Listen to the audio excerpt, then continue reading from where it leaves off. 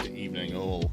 How are you all doing on this fine Friday? I swear I'm losing track of the days. I can't keep up with the weeks flying by. It's been warm, but not as warm as it has been the previous few weeks. It's a little bit previous few days. It's been a little bit more manageable. Although there is a dog barking incessantly outside, so I've had to close my windows. You blinked and it was Friday. Yeah, that's pretty much how I feel as well. After the weekend was pretty busy, and the lead up to the weekend was pretty busy for me as well. I ended up taking a couple of days off just to relax, and then I also took Wednesday off, which I shouldn't have done, but I was like, it's fine. And then Thursday, Friday, I kind of scrabbled to get stuff done. But we're getting there. Not too bad.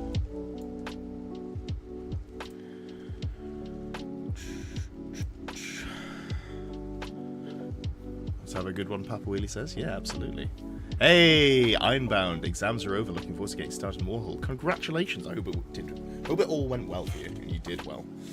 What are you studying at the moment? Promo Sapien 5-day weekend. Hell yeah. And Dave B says, nice to catch a stream. Good to have you, Dave. Hope it's a good one for you. In fact, let's make it a good one for you. You lot are way better than the Tuesday viewers, because even though we're a bit low on the viewers to start off with, because I forgot to post the actual stream, we've got almost everyone having liked the video already, so you're my favourites. Chris is here. Good evening, Chris. Finished up your first year of law school. Hell yeah. Oh, well, enjoy the summer then, because obviously you'll be working pretty hard through the rest of it. Evening Goldfire, good to see you. Good to have you. Has a Flavour. May have made a mistake signing up for 3 events over 3 weekends starting next week. That is a mistake, Has a Flavour. That's pretty rough. That's okay. You'll be fine. Hopefully that's not going to cause any issues with scheduling in the rest of your life, but, enjoy. During COVID, during the first lockdown here in the UK, we got to the point where I was like, okay, by sort of October, I'm sure I'll be able to get out and do things again. And I ended up booking a load of 40k events, and I ended up booking 6 events over 10 weeks. So I was doing one every other weekend. My level of play improved massively. That was... My first event was the LGT at the end of September, the 30th of September. And then from there it was just push, up until, I guess it must have been middle of November, end of November, something like that. Yeah, that was rough. I felt a bit bad in terms of scheduling, because I meant it was difficult to see my partner. But hey, there we go. What's up with the Arsenal shirt? It's not an Arsenal shirt. This is a Team England shirt. Hold on. Let me see if I can go full cam here. Is there a... Oh, it's cursed. All right. At some point, I'll take a picture with me in it. But yes, this is the Team England kit that does coincidentally look like an Arsenal shirt. But Arsenal definitely not sponsored by Element Games or anything else that we've got on here. Oh, you fuck, you got me. Hey Samuel, how are you not doing? Doing well, thank you. USC, very good. Dave says, may I ask a question? Help me get started with Empire, General or Grandmaster. Well, it depends what you want to do. I think if you're going sort of the typical Empire build, where you go for a couple of units of knights, 3 cannons, 2 hellblasters, having a general on an Imperial Griffin is pretty solid, because you can put the dragon bow on it, so it's a mobile piece of artillery, but it also gives you some level of counter-charge threat. Hams fan, forgot to put a list in again. Big brain move. That's rough, buddy. I would say I'd do it next week, but next week I'm actually taking a week off because I'll be travelling down to Saffron Walden for the next Saffron Slam, which will be fantastic. Going to spend some time with Lewis again, which is fine, I guess. But that'll be good. Looking forward to the Bretonnian bus. Yeah, there's loads of Bretonnian lists. Loads of Bretonnians, loads of High Elves as well. Hey, Heathen General. How you doing? Daniel, nice to catch a live stream while you work on terrain. Hell yeah. Warhammer content is really good background content, especially talking head stuff. Bretonnian and Empire is needed. You can get away without it. I like it. I think it's pretty go-to as the game stands. You have 25 men at arms to slapshot for tomorrow. Hell yeah, you can knock that out. I believe in you.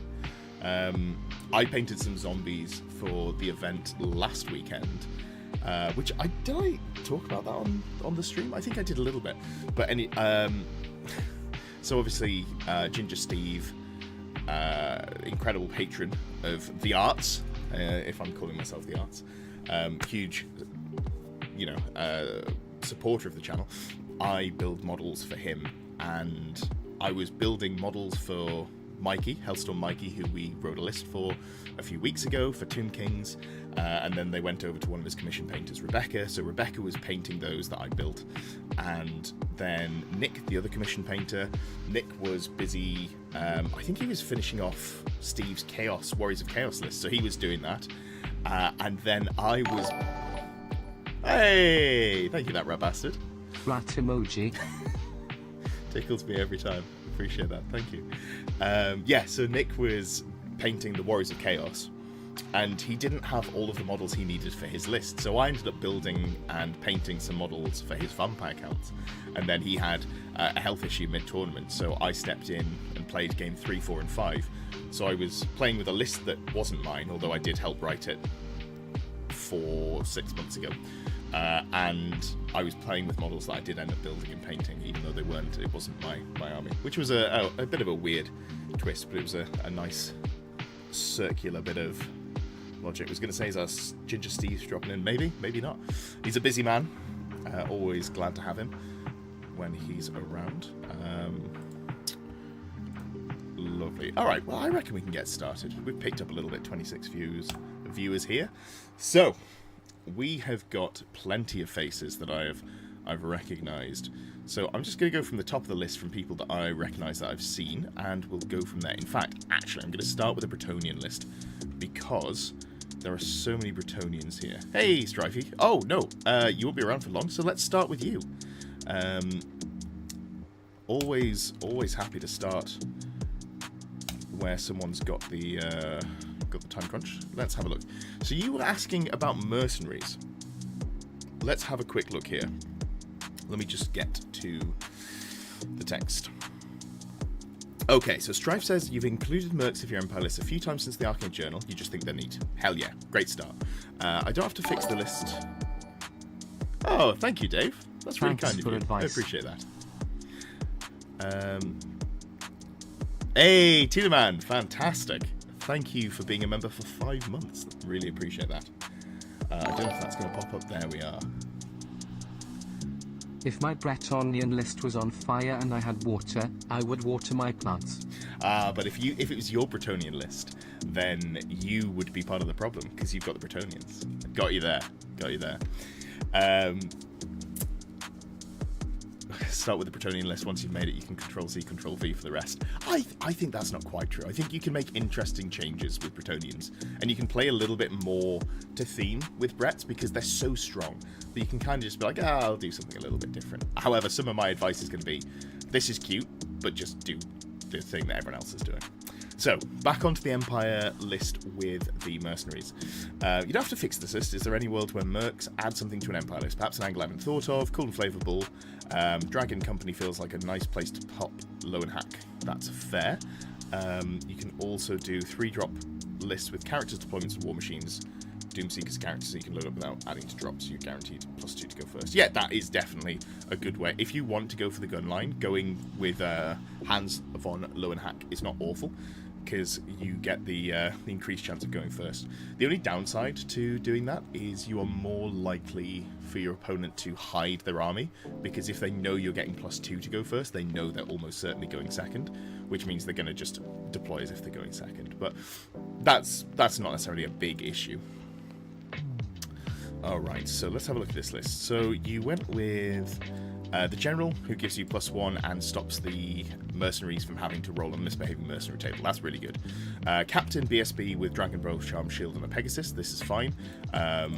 No War Banner, but this is more for providing the rerolls, I assume. The Tanky Engineer on the War Wagon, Wizard Lord, level 4, Ruby Ring, and Battle Magic. This is a good wizard. I really like this. I wouldn't be upset to see a second one. You've got the points for it. Maybe we tweak around. Empire Knights. I would also not be upset to see one of these as all, white. God, my brain's still off. White Wolf. So if you went 6, what have you given them? Preceptor, Stamina, Musician. So you don't actually need the Preceptor. That's not adding anything to the unit. You're just going to get challenged out. And so we're talking 174. So you'd only need to drop a couple of models. So let's just tweak that. Get rid of one of the non-White Wolf units, and then if we just go, yeah, -2 missile troops, that gets you to exactly 500 points. That seems fine there. I also don't know that you need the Standard Bearer, because that just means that they're giving up more points, but if we take that off, it does... Hold on. Let's take that off and add another one. We're 503, but that's fine, because you've got the points for it. Triple Great Cannon's great. No Hellblasters is fine. The Dragon Company's interesting. Let's have a quick reminder of what this unit does, because I'm not sure. Hey, Anthony. I'm doing alright, thank you. How are you today? So, this unit here, the Dragon Company's really interesting. When it came out, I was like, oh, I wonder if there is anything to it. I don't know that there is, but I like the concept of them. So it's 2 characters with their ablative wounds for a unit. So you can't just add them to another unit. I'm pretty sure anyway. I don't think there's any way of doing it. So you've got a 1 wound character and a 2 wound character, but they are very expensive. So you start off with weapon skill, ballistic skill 5. You've got a brace of pistols, so you're going to be hitting on realistically 4s there. That's fine for 2 shots for stand and shoot. Dragon Blade is Rune of Fury and a Grudge Rune. Okay. So I can't remember the Grudge Rune. Reroll 1 hit roll over 1. So you've got 4 attacks because of the Rune of Fury. At strength 6, AP -2. That's okay. That's pretty good, actually. 4 attacks there, even though it's only weapon skill 5. So he hits reasonably hard. Bory Forkbeard is equipped with a great weapon and pistols. So I like that this unit has pistols, because it does something that nothing else in Dwarves really does. I think that's kind of cute. Although you can just quick shot with the Iron Drake, so... that's its own thing. But I like the pistols. They give extra attacks as well. Strength not giving AP in this edition means that pistols are worse, because I really want to love this, but I think it's not quite there. They do technically get Gromwell weapons as well. Hand weapons. You're probably going to be using hand weapons more than the extra attacks, realistically.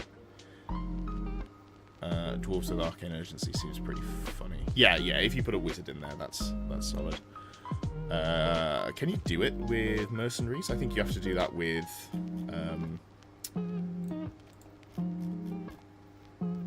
Yeah. You'd have to do that with allies, not with mercenaries. Want us to play cavalry and cannons, not your fault, gun too much on printed the frontier acts. That's fair. It's hard to not run just the best thing. Hey, Krieghammer, how you doing? Haven't looked at any of the list posters, just defining. Thanorific, what's up? We're back in the 80s. But yeah, so like, I think this unit here, it's 9 models for 185 points, but it's got like a character-ish and a half. I think it's fun. I think it's just very expensive wounds, because you are T4 for the majority of the unit. Here. And you don't have mob rule. So it's just going to be T4 until you allocate hits to this chap, which will happen pretty soon. But you're really squishy, because you've only got 5 up save from the light armor shield. There's no way to give you anything else here. So I don't think this is good, but I think if you've got the models and you like putting them on the table, it's not the end of the world.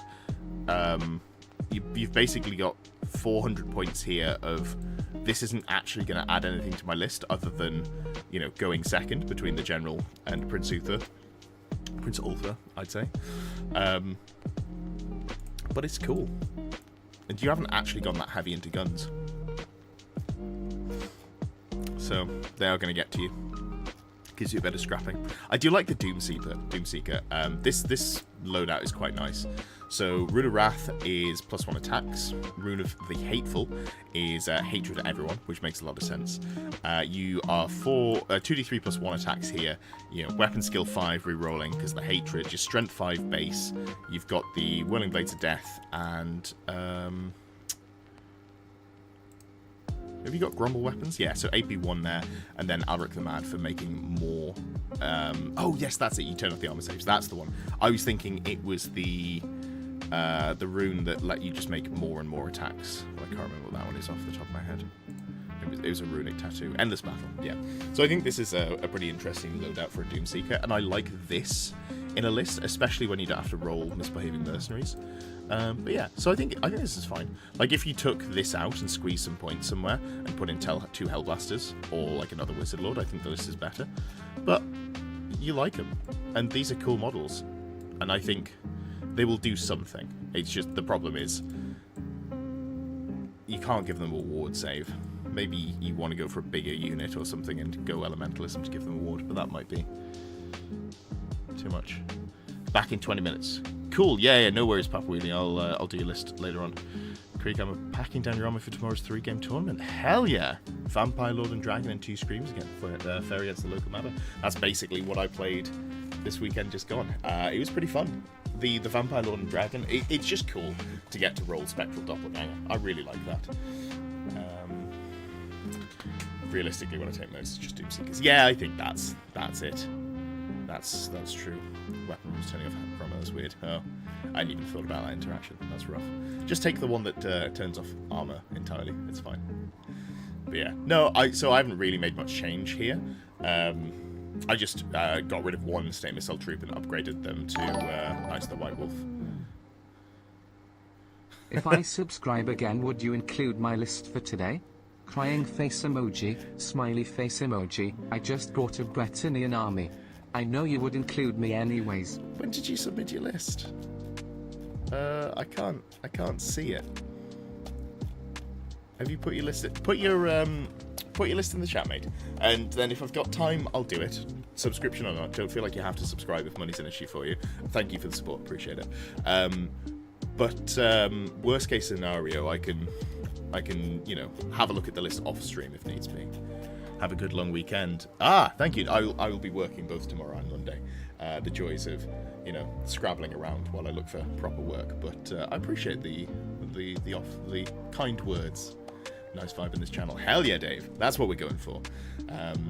I keep trying to find music that won't get me copyright struck. I think I've got it, finally.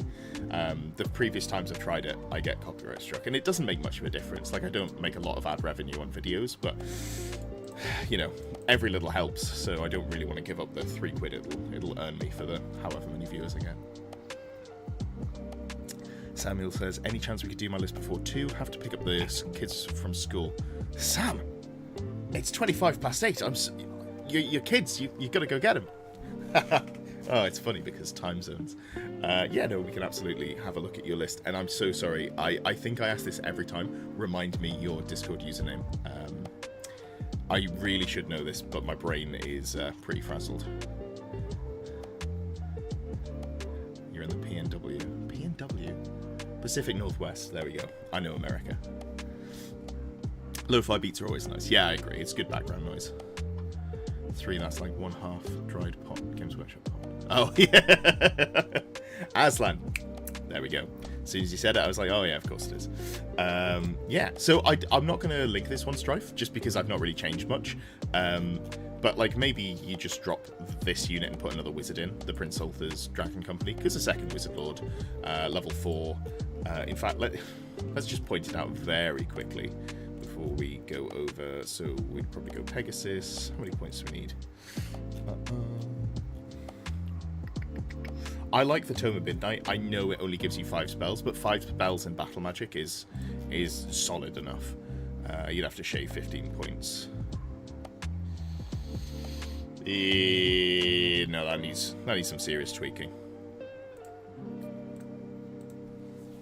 I guess you just go Warhorse like that, and then you need to drop 185 points, shave 15 points somewhere. Hard to do. I think this the war wagon is stopping you taking a second wizard, or you know the Doomseeker. But I do like the Doomseeker. Cool. Well, we'll put that there. There's some like tweaking around you could do with characters, but it's not like an efficiency change as much as what version you'd prefer, like what extra range firepower you'd prefer. You could also just say screw the second wizard, put in a Hellblaster and another engineer on foot, something like that. Sarundus, you're headed for appointment for work. You'll probably be out in an hour. Let me just move your list right down to the bottom, buddy, and I will do it towards the end of the stream. But your list absolutely did get back on. Alright, let's have a look at Aslan's list. And it's perfect because it is one of the Bretonnians.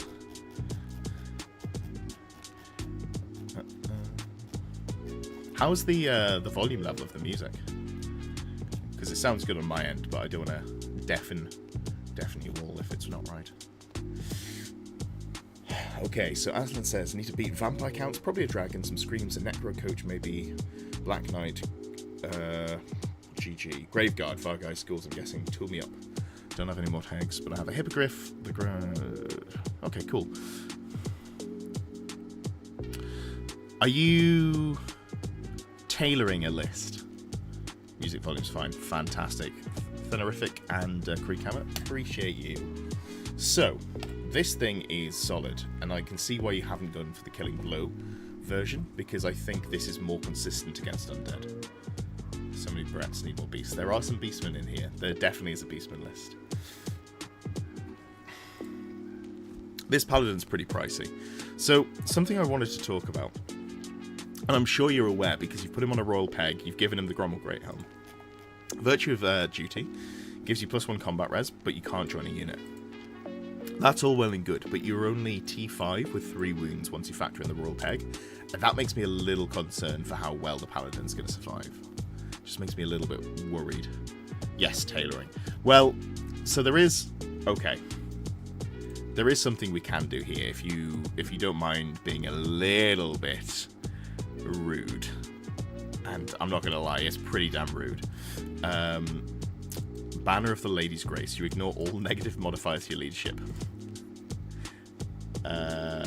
So, Banner of the Lady's Grace, and the Duke joins that unit. We do need to shave some points here just to make it legal. This model doesn't need the Grail Vow, because it's going to be in the unit if we play it that way. So we just take that off.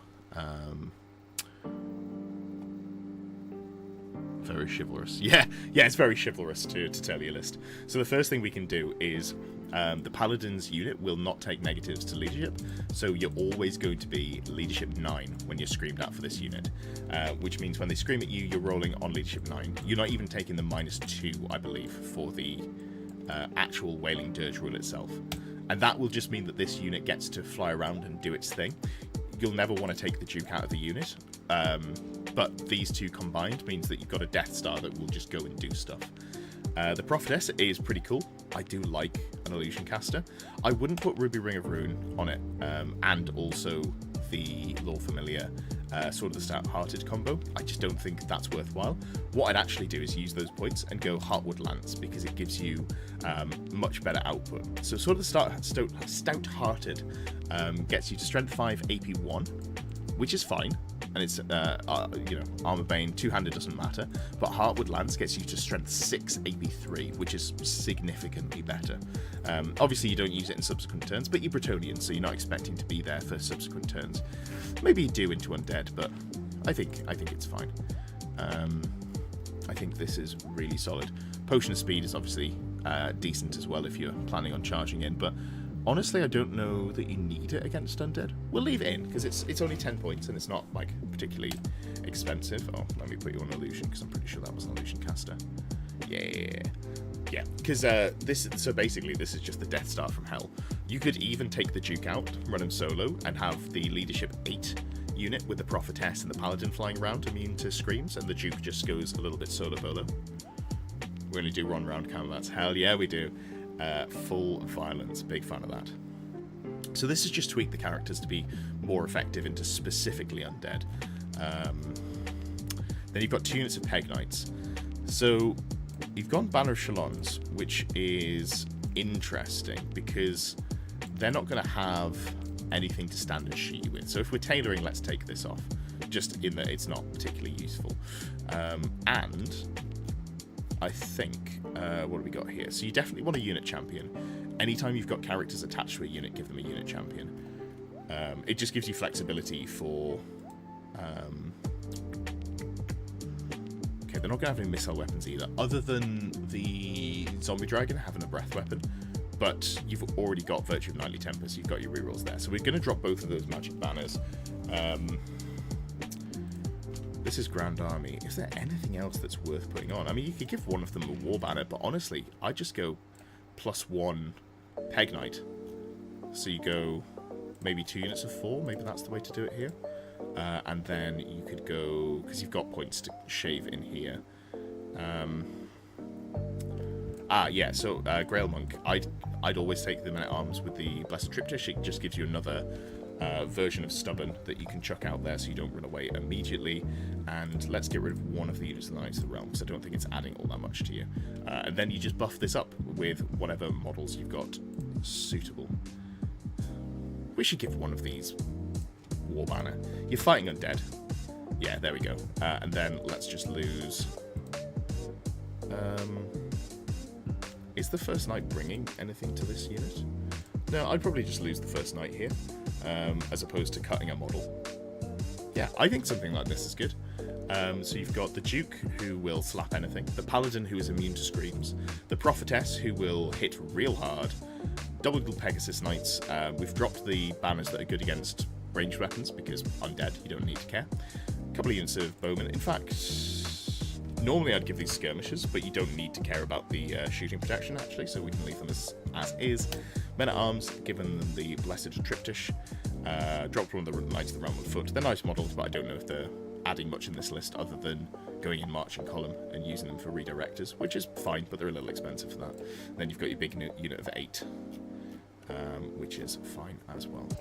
Cool, so let's export this unit. Let's export this list as that. Boom. Hell yeah. So I know Papa said he was going to be back later, and Sarunda said he was going to be back later as well. Is there anyone in chat who would like to be seen? You're very welcome, Sam. I hope it does well for you. There is a risk that you're just going to smash him. I know vampire counts are good, but you... Hey, Chris, I'll get to you next. I know vampire counts are good, but Bretonnians are really good as well. So for subsequent games, you may need to dial back the level of violence, but that's okay. You know, we'll see how it goes.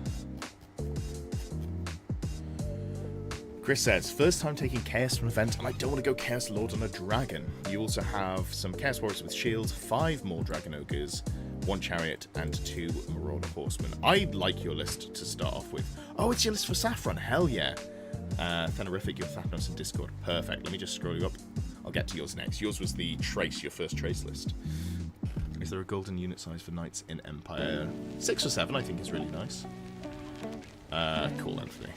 Like I say, if I get to it, like if we've got time at the end of the stream, I'll do it. If not, I can have a look at it off stream for you. So, Chris, the first thing, I actually quite like Chaos Steeds over Demonic Mounts. So let's just talk about why. Demonic Mounts obviously give you +1 wound, fantastic, but on a Chaos Lord, you're already starting at 4 wounds. Going from 4 to 5 wounds is a 20% increase in your defensive capability. But if you go for a Chaos Steed instead, you don't get the +1 wound, but you do get the barding, which means that you get up to a 2-up armor save. Now, a 2-up armor save, if you're against AP2, which is what most good AP is, you know, AP2 is kind of just like the benchmark. Going from a 5-up save to a 4-up save, that's an increase of 50%. You're saving 50% more, you're not taking 50% less. Anyway, I believe that is a bigger defensive increase than going from 4 to 5 wounds. And on lower wound models, such as the Sorcerer Lord, I actually think the Demonic Mount here is not a bad shout. Because you don't have a great armor save anyway. I like it when it gets to a 2-up save. Getting you to a 4-up save is kind of whatever, you're still going to be, you know, AP -2 or Armor Bane to AP -3, so the extra save doesn't make much difference. Caesar Bella, unfortunately, I have 2 characters, so I've got Screamers. Okay, cool. Rule of cool then, we're just going to go back to the Demonic Mount, and we're definitely not going to give it Mark of Nurgle, which was going to be my next suggestion, because it's a Screamer, so we can't be doing that. With that in mind then, you've got a 3-up save, Demonic Mount, Ogre Blade, double Favour of the God, Paymaster's Coin, so you're going to hit real hard. Honestly, God, we can't go on Mark of Nurgle. I was going to say drop the Paymaster's Coin for another Favour of the Gods and the Mark of Nurgle, but that's not going to fly, just model-wise. Okay, this is fine. I think with the model restriction in mind, is Paymaster's right choice. I don't hate it. You'll hit real hard, and a lot of the time the thing that you want to kill, you're going to be hitting on 4s, unless you roll the weapon skill, but I'd rather roll the attacks if you've got the Paymaster's Coin. Not that you get to choose, but you know. Yeah, I think Paymasters is absolutely fine here. The other thing you could do is you could just go for the Brazen Collar, but in theory you're probably going to be bunkered up in a unit. So, that's fine. So, this is all fine.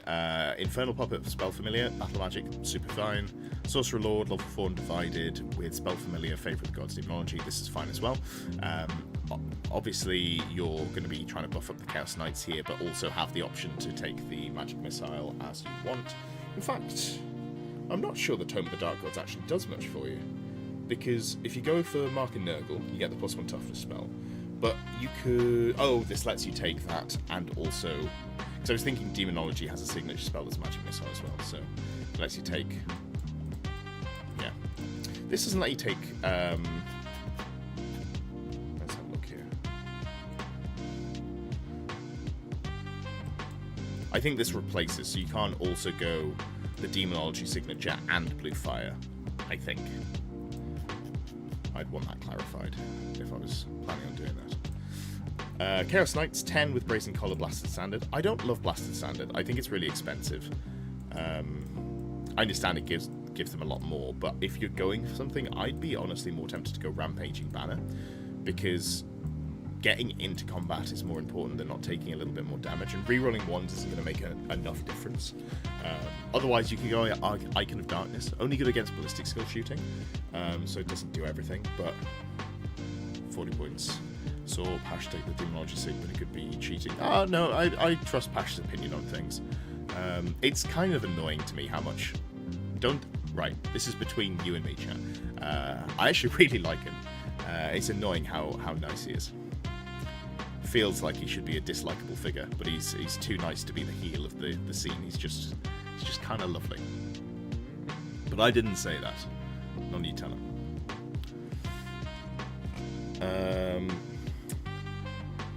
Yeah. Chris, maybe just shoot Lewis a message. Let him know that, you know, Pash was doing it at whatever event you saw, which I assume is WTC. But just clarify that is how it's understood, because I don't know that it's clear. Or maybe, like, shoot Pash a message. Maybe I'm just missing something in the base rules, but I do trust his opinion. Marauder Horseman, 8 with Marcus Inch, Horse Master, Musician.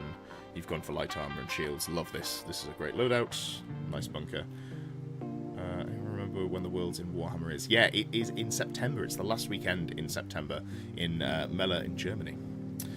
5 Warhounds with Vanguard is very nice. Single Dragon Ogre with a Shartak Blackened Plate, and then a Warpfire Dragon. This is like so on the nose, very inspired by the sort of like Pash Night Bus list, and I don't mean that in a negative way. I think it shows that it's a good archetype. I'd maybe want to get slightly more knights in there, but I also wouldn't necessarily move anything around. I think this is good. I don't know that I'd change much. I don't think I changed anything here. I didn't change anything here. Didn't change anything here. No, I think the list is just good. I think this is solid, and I'm not just saying that because we're probably going to end up playing next weekend. Love what Pash is doing with the list. Yeah. No, he's a fucking wizard. And he rolls really well as well. I failed to kill his... I mean, if you've watched it, you'll have seen. But I had my Dragon Lord in combat with his Chaos Lord and failed to kill it over... I think it was 3 rounds of combat, and he's just survived on 2 wounds, which was a little frustrating. But it's a dice game, you know, and he played well, so it's not like I got diced. He just put himself in a good position. Yeah, Chris, I'm not going to even link this list. I haven't tweaked it at all. I really like what you've got here. I think this is good. Maybe I'd like a favour on the Sorcerer Lord as well, but there's no way to fit that in unless you're dropping like the Paymaster's Coin. Enchanting Aura here is really good as well. I think, yeah, this is perfect. And I think the Dragon, the Chaos Lord's probably going to run around on his own quite a bit, depending on what the game is, because he's got that flexibility. I'd like to give this Mark a Nurgle and give this another, or give this a Favour of the Gods, but because of the model restriction, we're not going to make any tweaks there. For Beastmen, would a 7+ static combat res brick of Bestigors be useful to build for, or would it be way too expensive? In the state of the game as it stands, you'd be better off going for a 7+ static combat res brick of Gore, which I'm pretty sure you can do. See me in an Essex? Hell yeah, you will. Come and say hi. That will be good. Yeah, perfect. You know what? Oh, I did say I was going to do that on us list, I believe. Yeah, perfect. So we'll do that, and then we'll go to the Beast one afterwards, which was Lieutenant Blessings list as well. Oh, thank you, Anthony. Thanks, Ed. Perfect timing. My birthday is on October 4th. I now have an excuse to go to Europe, aside Europe being Europe and my birthday. Hee hee. Hell yeah, hell yeah. If anyone is going to be going to Worlds in Mellor, please do come and say hi. Not during the games, I'm going to be very locked in, and I think there are probably rules about talking to people. It sounds like it's going to be pretty strict. Like, I don't think we're even going to be allowed to look at our phone mid-game, because we're not meant to be communicating. But between the games, it'll be absolutely love to meet anyone if you are there. Gores don't have close order. Okay, no worries. Papa Wheelie, we can get to you after... Not this list, not the next one. One after that.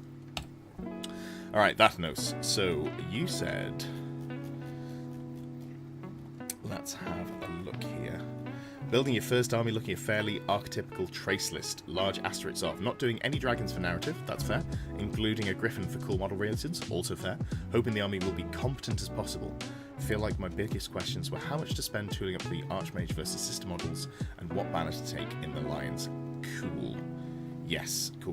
Great, that makes sense to me. So, you've gone for the Chieftain BSB, Band of Resilience, Great Blade, Heavy Armor, Cedar Rebirth, Circlet of Atrasar. I love this loadout, because you get up to T5 with, what, 4 wounds, right? Pretty sure it's 4 wounds. Yeah, 4 wounds, T5, and a 5-up regen on top of your already 5-up armor save. That's definitely going to get reduced, but it gives you enough tankiness that you die to a dragon, but you will survive if you've just got like a couple of knights making attacks against you. So this is perfect. And also you hit real hard. 3 attacks, Furious Charge for the follow-up, 6, strength 6 with the Tracing Great Blade. Really nice stuff. AB3 as well. So love the banner. Archmage is high magic. Ah, yes, this is the one. No, it's a different list I'm thinking of. This is a good loadout. Cedar Rebirth, Ring of Fury, Silvery Wand, Tracing Hunter. All good stuff here. Nothing is changing. And then you've got the Prince on Griffin, who is Great Weapon, Full Plate Shield, Griffin, Dragon Sword, Helm, Cedar Rebirth, Talisman Protection. Yeah, this is good. This is a good loadout. It's basically a budget dragon. You've just gone for what you might give a dragon, but then put him on a Griffin instead. In fact, if I go... Yeah, 492. That's just straight up the dragon loadout. Transferred across, which makes sense.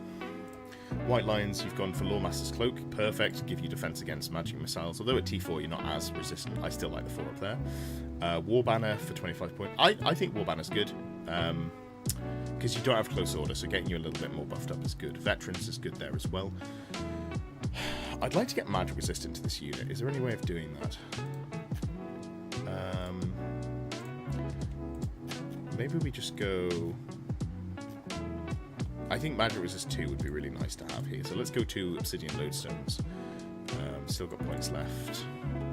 And then we just need to make some cuts here. That's super easy to do. Great, so the White Lions 22, it's a big beefy unit. War Banner, full command, yeah, like that. The Woodsman, you've gone for Scouts and Ambushes. I'm less enamoured by Scouts in the current state of the game. I don't think it's awful to have, but, it's fine. I'd maybe just go Vanguard instead, but we'll leave it at Scouts if you want to go for that playstyle. And then the Sis of Avelorn. Let's drop these down to 8, and then just see where we are points-wise. Oh, we've got loads of points. Okay. So, I think if we go up to... So I think you go one unit up to 9, which we can go the Rebrewing Ruin, and then the unit of 8 will give Stubborn. Oh, no, you've given them Stubborn already. You saw through my cunning plan to make the numbers better.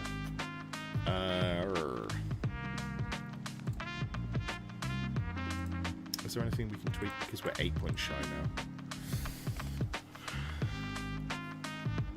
Is Rampaging Banner ever worth in the lines? Probably not charging. They're probably not charging, unfortunately, because they are just infantry.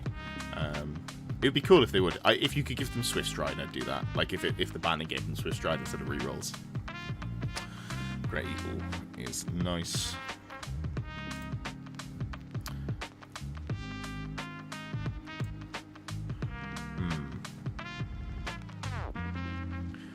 Maybe just...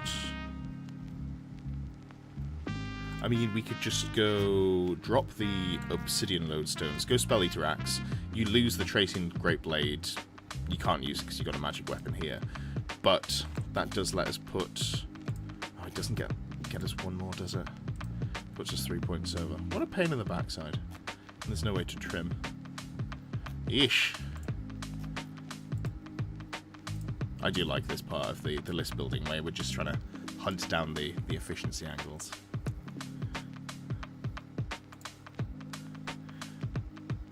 If you haven't already, would appreciate a like on the stream. Helps to get picked up by the algorithm. YouTuber spiel here. All of that good stuff. 987. Guys, it's just hard to fit one model in when everything costs 15 points. What did we cut to get here? Let's go back to... Take off the Spell Eater Axe. Double Opal Amulet. Not double Opal Amulet. What am I talking about? Double Obsidian Lodestone. 295.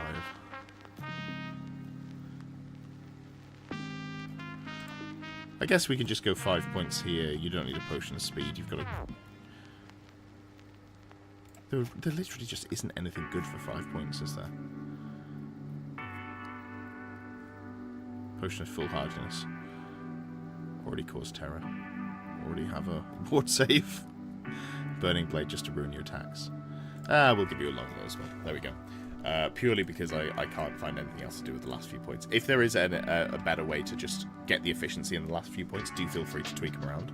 But I like the list. Made a couple of tweaks there. I don't think it needed all that much changing, honestly. Yeah, good stuff. Good list. Like it. It very much feels like the sort of direction you want to go in. Obviously, this would normally be a dragon, but I think in general, it makes a lot of sense to me. Cool. I did say we were going to go on to the Beastmen.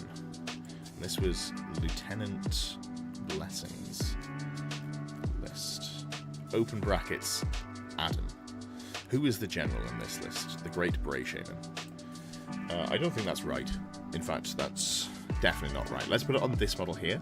So the reason it's not right is this model is exposed, whereas this is going to be in a unit. So not only does this get Warband to give a better leadership, this is easier to snipe.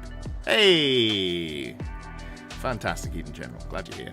So I think, the first thing I thought when I was looking at your list is it feels very squeezed on points. Like, it almost feels like you've gone too hard on a number of models, but it's hard to make cuts. Like, the Wargore, I want some level of defense on, which is hard to... Hey, thank you, Chris. That's very kind of you. Oh, perfect. And it goes straight to Heathen General. Thank you so much for that membership there. What was I going to say? Yeah, so I'd like to give it some sort of defensive boost. Because it only has the T5 and the 4-up armor save. I guess like a Charmed Shield is good, but it's hard to get the points in. But you have to drop to the Razor Gore, and I think a Walker's only T4 base. Oh, it is T5. But then the Razor Gore does hit pretty hard. And then the Gorbel, like, I get what you're going for with the Mangilda, which is the causing terror, -1 to the leadership. So this is debuffing -2, and then it goes with the Minotaur Horde, which is Manbane standard. So it is an additional -1 leadership. So you're effectively -3 to the leadership, which is fine. It's not bad. I think as sort of like Minotaur bunkers go, it's pretty fun. Maybe the Wargore is just too much. Maybe... Okay, let's look at the list without changing that. So you've got the bunker here for characters that's going to slap with a Totem of Rust for the minus to their armor save. Double Tuskor Chariot, double Razor Gore, 10 Ungors who are skirmish with Chariot Runners, just as a little bit of screen, Vanguard Chaos Warhounds, and then you've got the Minotaur Death Star. So, I think this list is fine. I don't think...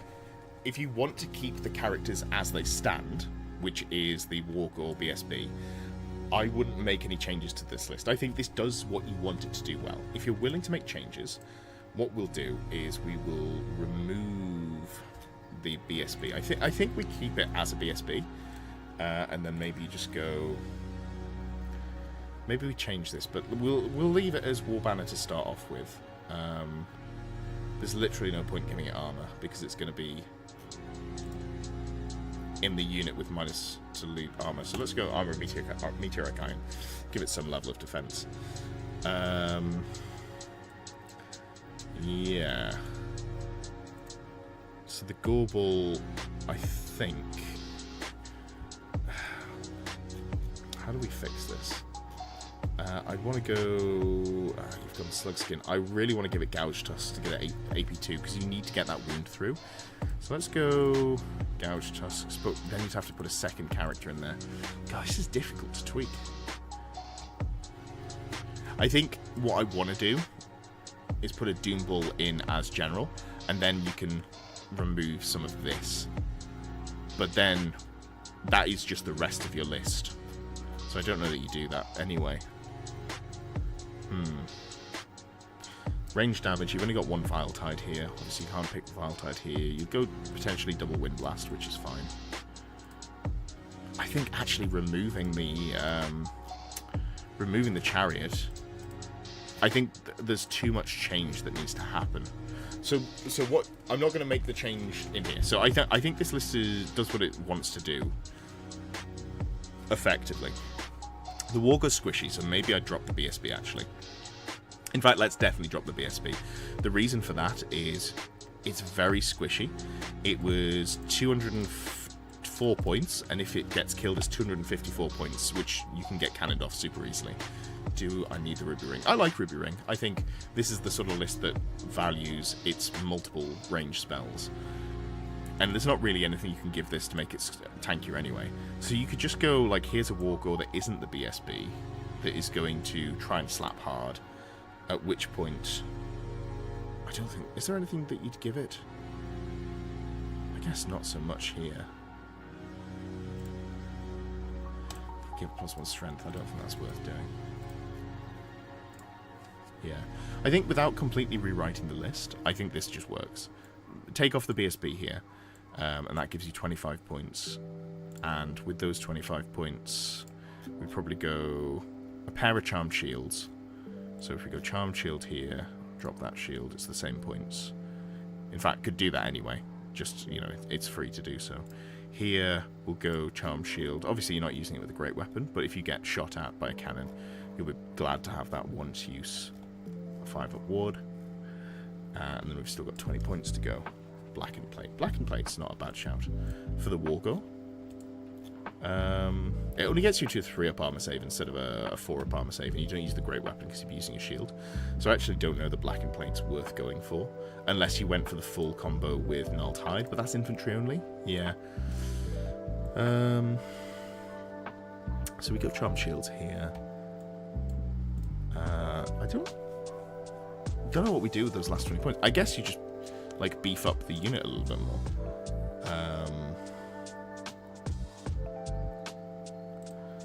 Giving this a blackened shield's not the end of blackened plate's not the end of the world. We'd have to shave 5 points to do that. Yeah, I'm not in love with doing that. But you could go many-limbed fiend and then also blackened plate. Yeah, this is good. So obviously this becomes a hand weapon shield user, but because of your various rules here, you could make those tweaks.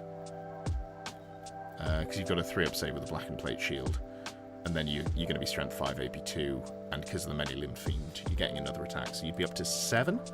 4 base, plus 1 for Frenzy, plus another 1 for Blood Greed, plus another 1. Yeah, so you'd be up to 7 strength 5 AP2 attacks, which is not awful. You could do that. I'm going to take that off, just because I think that's not necessarily worth putting so many points into. Definitely put the musician in here. And then I guess we just make up the rest of the points with a couple more models. Like this is probably better. I think just having the Walker as a BSB, like I like the rerolls, but I'm worried that it's giving up too many points for free. I'm gonna link this, even though it didn't actually.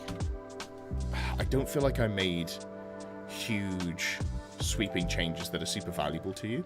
I'm going to post it just so you've got like a reference to my thoughts, and I'm not saying that you definitely need to follow them, but that's probably the tweaks that I'd make with it. But the other thing you could do is just drop a wizard down to a level 2, go for a power scroll and lore familiar, upgrade the Gorbel to a Doombull, make the Doombull the general, put the Minotaurs in core, and then drop some of this, and then put in like Dragon Ogres. But that's a significantly different list, so I don't necessarily want to rewrite that. But if that's the route you're going, you've got about 400 points to put into Dragon Ogres, which is just good. And they kind of back up the Minotaur hard well, in that they're wound-dense models, and your opponent doesn't have just sort of one thing to shoot there. Bow with their Seafarer at, their cannons, all of that sort of stuff. But yeah, interesting list. I like it. And the double wizard angle is pretty good. You still, because you can like, especially if it's uncomp TMP, you can just TMP the Minotaurs forwards a pretty ridiculous distance, realistically.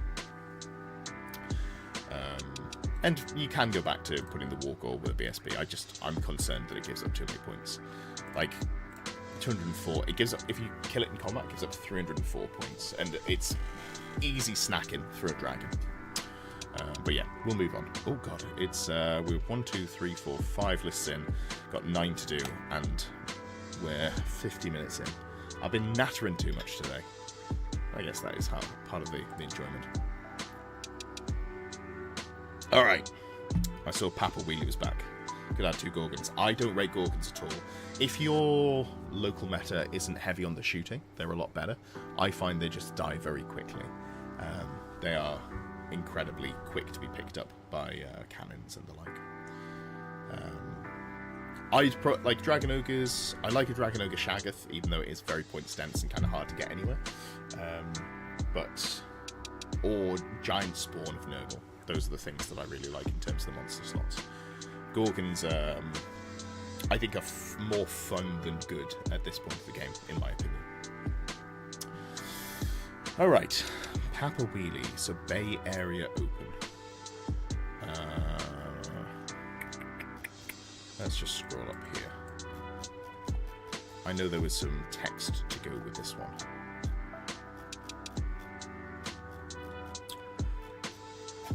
Here we go. Gearing up for the Bay Area Open at the end of this month. Wow. Released a player pack that's making me reconsider past my list. 2 of the missions are custom scenarios that reward unit strength. Command and control. The highest unit strength within 6 of a wood is worth 750 victory points. So when you say essentially a wood, you can be inside it, right? Okay. Second mission, 3 objectives between deployment zones. Picked up by unit strength of 10. If it goes below 5 or loses combat, you get 50 at the end of every round. Okay. Are the Forsaken 2 low strength? Yeah, probably. Do I make one big unit of 20? Yes, I think so. What mark do I think? Is it better to trade for a more controllable unit of warriors or knights that are likely to perform in the other formations? Getting analysis paralysis, very little experience with Forsaken. Okay. Can't add too much. It's a show where we all listen to you talk. You know what? You've got me there. You have got me there. Can walk through but blocks line of sight. Blocks line of sight. That's pretty fun. Does it give you cover if you stood in it? So let's assume that we're going to go Khorne here, because Khorne, they are impetuous. So Khorne doesn't give you hate, frenzy, but it does give you hatred, and you're more likely to get charged. So we're just going to go a big brick of 20 Forsaken. It blocking line of sight. Oh, and magic resist too. Oh. So it blocking line of sight is actually really good for the Forsaken, because you can put your unit strength 20 unit there and make it hard for them to actually, like, they can't impetuous bait you unless they move into the wood, at which point you have to fight them anyway, so that's probably fine. And also you hit harder. I think Forsaken as like the Death Star to go into, like, from core to try and take objectives is super solid, because they are really tough. T4, obviously, the Chaos, they have heavy armor and a 5-up ward save. 5-up, 5-up is going to be better in every situation than anything else that you can bring points per wound for Chaos. Unless you went for Marauders, but they're not going to take a charge and they're going to fall over. What you do need is something to back it up. Triple Warhounds. I wouldn't bother with poisoned attacks. It does get you to exactly 500 points, though. Triple Shartak is fine, and then the Shaggoth. So the Shaggoth has unit strength 6. So that can pick up something, and it is super tanky. Many Limb. I don't know if I'd bother with Many Limb Fiend, because you're making one extra attack with a hand weapon. So let's take that off, just for the sake of it. I'm more interested in Gouge Tusks. That would take you to AP3 on the Great Weapon. Or... It's not a character, is it? No. Muscular Monstrosity. That would be funny. Get you to Strength 8.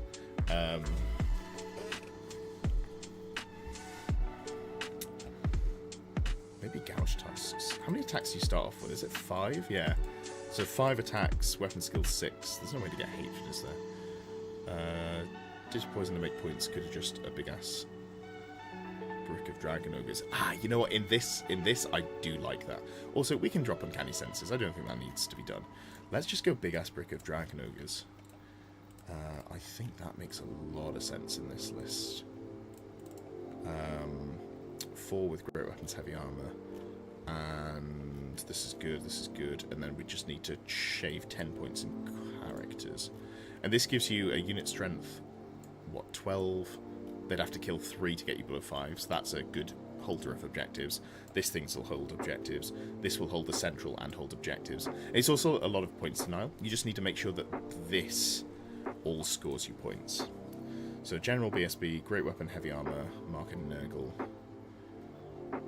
You have to have a Mark of Undivided, don't you? Tasman of Carrion Crow, Favour of the Gods. And then you've got a BSB, Great Weapon, Heavy Armor, Mark of Chaos, Mark of Nurgle, Chariot, Favour of the Gods, Crown Armor. Okay, so you've got the double regen chariots. I do like those. And then you've got Marquezine Shovel 4, Chariot, Battle Magic, Spell Familiar Skull. Oh, no. That comes straight out. It's fun, but it's not good, unfortunately. And now I say this, if you love this, and the back of my head is going, actually, are you from the team months ago that submitted lists where you all had to take the scroll of transmogrification? Do let me know if you are, because otherwise that's coming out. But I kind of feel like you were the frog team. Am I talking out my ass? I might be talking out my ass. You are the frog team. Is the scroll a non-negotiable? Because if it's not, your list gets significantly better if I just go Ruby Ring of Ruin, and then I put 2 more Favours of the Gods into this list. Like, that's a big step up. Your whole group's taking it to be funny. God damn. Alright, that's super fair. That is super fair. It hurts me a little bit, but I respect the hustle. How did you do with that last time, by the way? Did you all get on well? Oh, we can take off the heavy armor here. That frees up a couple of points. Now we just need to drop 4 points. We'd love to take it out, but I'm ashamed for doing so. No, that's fair. I understand.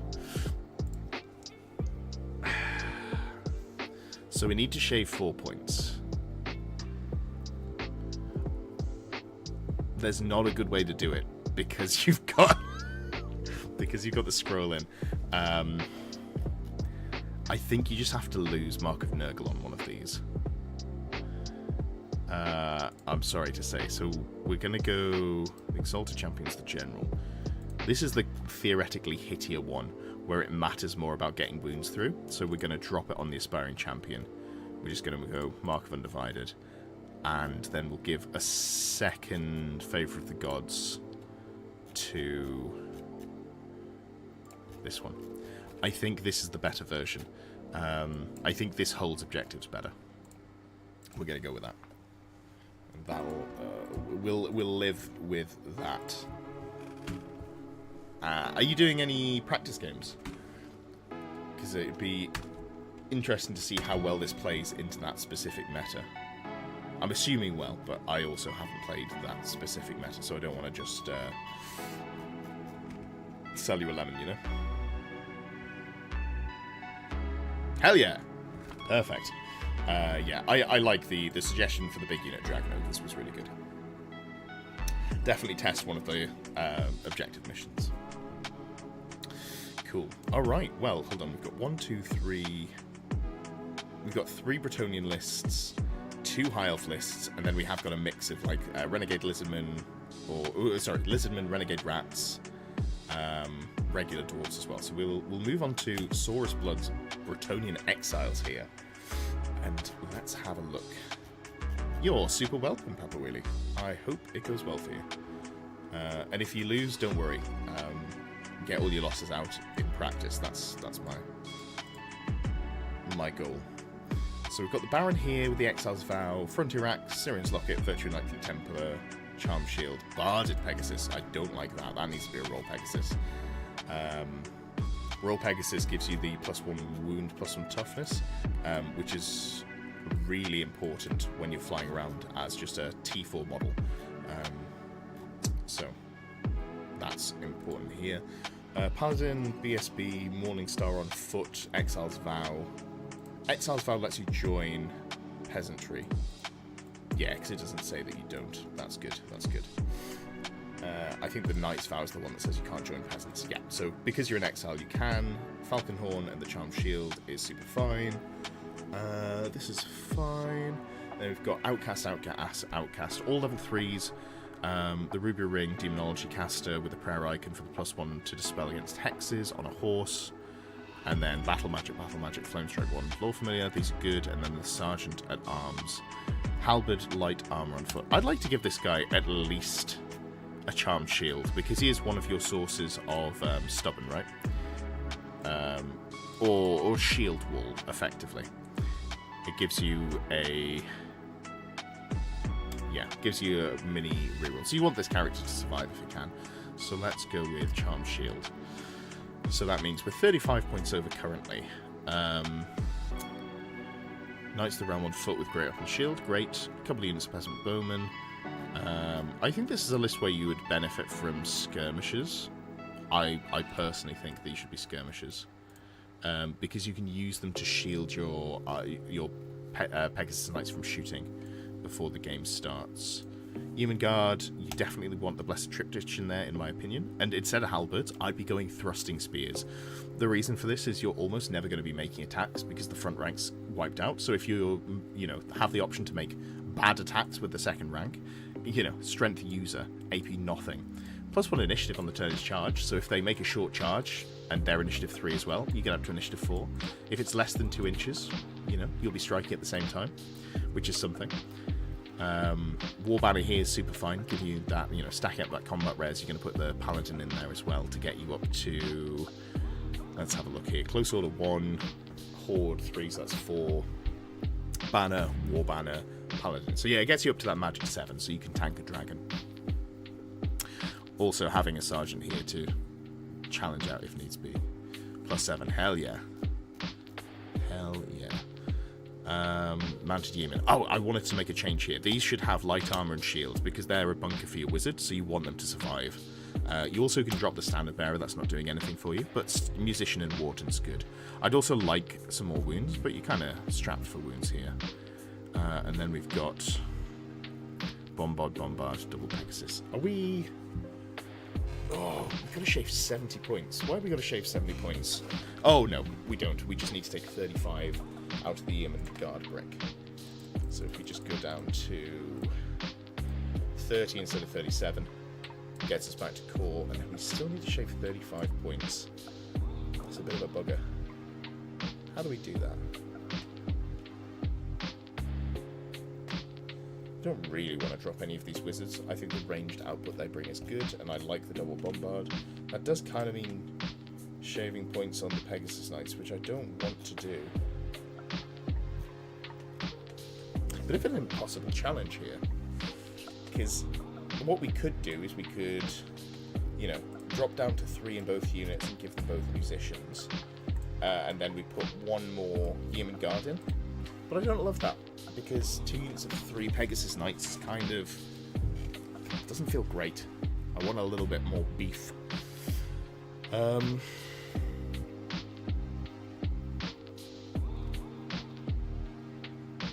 to win with and go through each army. Yeah, I want to do more. I'm thinking about doing more pre-recorded stuff this month. Zealous Knight Challenge is good, but you've only got 1 character that you care about having them in. So... let's go radical. Let's go 1 unit with the Exile's Vow of 6.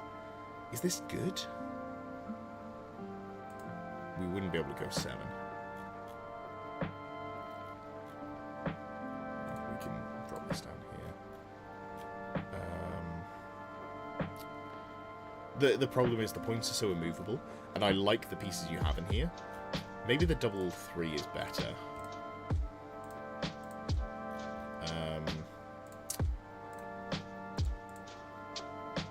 And then we go up to 31 Human Guard.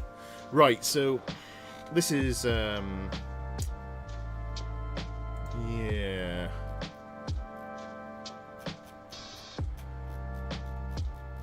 There might have been some text with this one, actually. Let me just go up and check.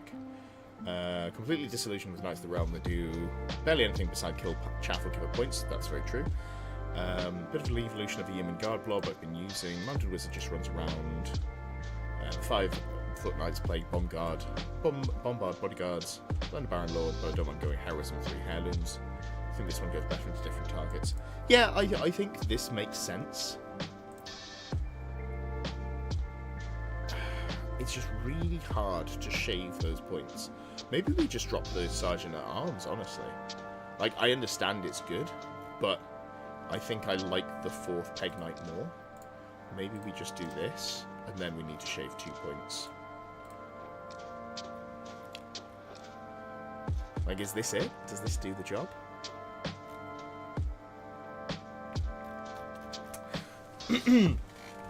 Hopefully Saurus Blood watches this so he can see that I'm not super just like, this is the correct at all times. Because I'm a little conflicted about this one. I think it needs more thought, but I think it's okay.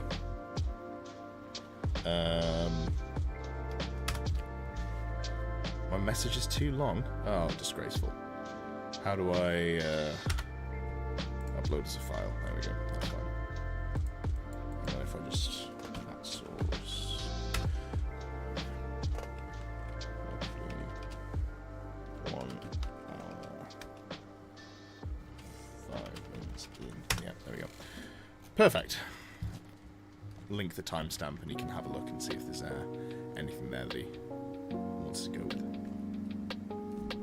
All right, let's go to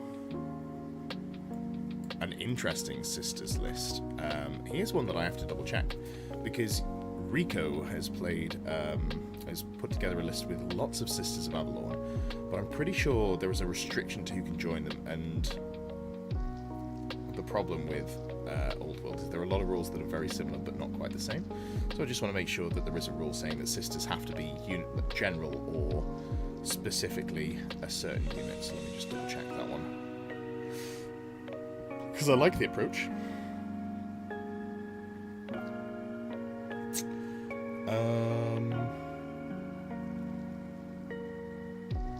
Okay, doesn't look like there's anything stopping anyone joining the sisters. Cool. Unless it's on RSV share. It shouldn't be, but I'm just going to double check. No, great. Nothing stopping anyone join that unit. Fuck yeah. Cool. So let's just look at this list then, because I think it's a really interesting approach. Rico. No text with it. Cool. Okay. So this is a really extreme version of the Sisters of Avelorn list. So you've gone for the Handmaiden, who has got Horn of Isha for the +1 to hit and wound, Ruby Ring of Ruin, and is the general to unlock the Sisters in core. Then we've got the Archmage, sort of Hoeth, High Magic, Lore Familiar Power Scroll, double Obsidian Lodestone, so Magic Resist 2, Warden of Safri as well. Really nice little 10-point upgrade here. Gives you sort of Hoeth for free, gives you Killing Blow with that as well. And Ilfmar armor is actually quite nice if you're moving through dangerous terrain. You don't want your wizards to be taking wounds there. Deflect shots, I mean, this is probably never going to come up, but if it does, cool. You know, not going to complain about it. So this is a good Archmage, and then it's backed up by a second Archmage. I don't think they're both high magic. I think I've copied and pasted that wrong. Yeah, this is the Elementalism caster. So this one only knows 5 spells, which is a little bit of a risk, because 1 in 6 games you're not going to get TMP, which is bad, and the list falls apart. But if you don't get, you know, over here, if you don't get the the Walk Between Worlds, that's probably worse. So it's hard to say which is, you know, which is the one to avoid. I'd quite like a second Power Scroll here, but I think that's hard to fit in. In fact, let's go. Power Scroll here is good. Let's take off the Lawmaster's Cloak. Let's go double Obsidian Lodestone here. And then here we're going to go take off the Lodestones, put on a second Power Scroll, and then Lawmaster's Cloak. I think just having 2 Power Scrolls is more important to be able to walk between worlds for most matchups. Giving you reserve move and, more importantly, ethereal. This is absolutely massive. You don't want to lose out on that. And then we've got the Noble, who has Banner Resilience, Sword of Hoeth, Full Plate, Bow of Avelorn on foot, Seed of Rebirth, Talisman of Protection, and Warden of Safri. So this is just another Noble going into the unit, which I do like. It is solid. And then we've got 34 Sisters, 1 with the Bow of the Seafarer, 2 units of 8 Sisters, and 2 Loth and Skycutters. I think this is a very skewed list, and I don't say that in like a negative way. This is skew. You know what you're trying to do. You're trying to shoot your opponent off the board, and you don't want them to be able to interact with you, which I think is a pretty good approach. So, how do we make this work? Because we're 18 points over. Taking off a sister will only save us 17 points. Look at that. Oh, 16, because it's already included the stubborn points there. I think we probably just drop the high sisters here. Actually, no, I do like them. +1 ballistic feels nice, but more importantly, you can challenge out. I guess we just have to drop 2 points, and then you could give 1 unit ambushes, so you could lower the number of drops, which is fine. And yeah, there's not really anything else we can put in. Maybe just something like this to make you slightly tankier. I don't think there's actually much to tweak here by the looks of things. General's great. 3 points for heavy armor is probably not going to do much, but if it ever does, you'll be happy, because you don't want to give up the general points. Archmage, this is beefy. We've given it an extra Power Scroll, swapped the points around here. Noble is just a solid, just ban Yumi. That is always good. We've dropped 2 sisters here, which gives us the Power Scroll points, and then we've also made one of these ambushes to lower your drops. Because this list is now 5 drops, I think. 1, 2, 3, 4, 5, 6. 6, but one of them you can put in ambushes. I think that's fine. And I like the Skycutters. They're a little squishy compared to the rest of the list. Because you've got, you know, evasive, skirmishing infantry here. You've got immune to non-magical attacks here. And then you've got these 2, which are just T4, 4-up save, 4 wounds. But you can always play safe with the Skycutters. So yeah, I like this list, Rico. I think this is solid. Let me paste that one. Rico. Mobile Infantry. This is very mobile infantry. It's a good name. It is a good name. So, let's move on to another Bretonnian list. I think the one to look at... Yeah, we'll have a look at 7, 9 of spades, 5. So many numbers for a name. So it's for a team event using the 20-0 system. No scenarios are being used. It's open battle all day. That's pretty wild. Just full violence. So the comp is 2,000 points. Only 600 points on characters. I think that's interesting. Unit restrictions in the army, or 0 to 3, whichever is fewer. 0 to 6 for core. Special characters may be used. No copies of magic items that are not extremely common across the team, so you can't take Talisman of Protection, basically. That's fine. There's a max of 8 wizard levels for the team. You're not taking any magic, so your teammates can. I think that makes sense. I think this list is one of the very good lists that doesn't need wizards.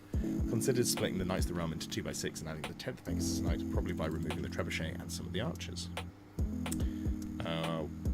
Question, what if you miscast and had 2 6s? Do you cast on the Irresistible Force but roll for a miscast? How do you mean, Anthony? Because if you roll a double 6, it's an Irresistible Force, so you get the spell off and it can't be dispelled, but it's not a miscast. It's only a double 1 that causes the miscast. Right, so let's have a look at this. So this Baron is pretty fighty. Frontier Axe, Falcon Horn, Knightly Temper, Roll Peg, Gauntlet of the Jewel. Makes sense. Then you've got this Baron with 2 times Lucky Heirloom, Charm Shield, Virtue of Heroism. Okay. So you've got 14 points available because you have 600 points. Is there a way to get a 3rd Lucky Heirloom in? Are they 20 points each? 25. Okay. No, there's no way to get another one in. That's fine. Because you'd have to drop 11 points, which would be Gauntlet of the Jewel. That'd be 5. Then you'd still need to drop 6 points. And there's not an easy way to do that. No, this is fine. This is a good character loadout for what you've got. I think this works really well. It's only 2 dice thinking 8th edition. There we go. Nice and easy. Cool. So the Mounted Knights of the Realm. I like this more than splitting this. I think this is solid. Antlers of the Great Hunt, War Banner. This is like the optimal unit. 10 is a big unit, but if you want them to do something, having them be big and get a lot of attacks in and have some combat res with them is good as well. I'm assuming these are deployed in a lance, right? So that gives you 1, 2, 3, 4. So that gives you 4. Yeah, so you're actually getting the rank bonus. So I think you have to be 3 wide, right, for a lance. Lance formation.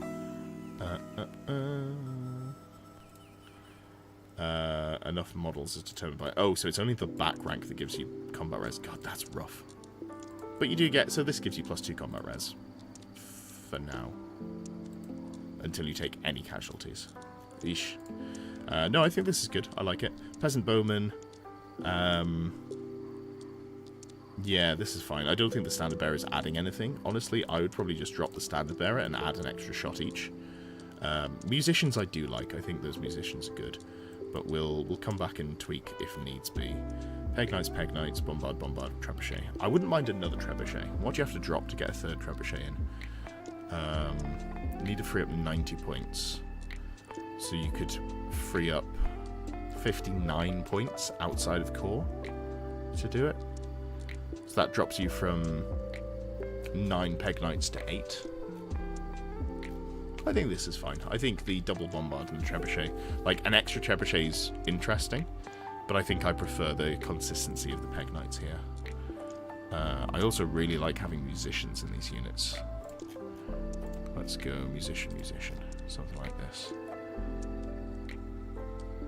Swish. I don't really want to drop musicians from any of these, honestly. 4 units of bowmen is a lot.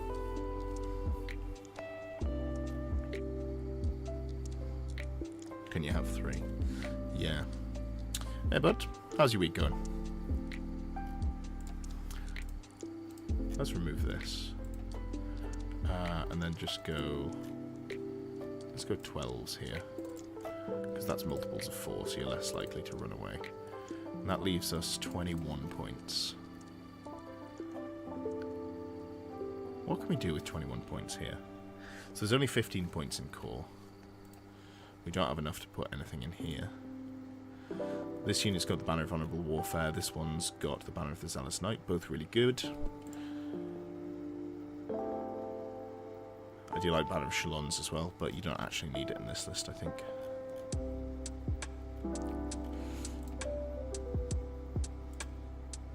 Yeah.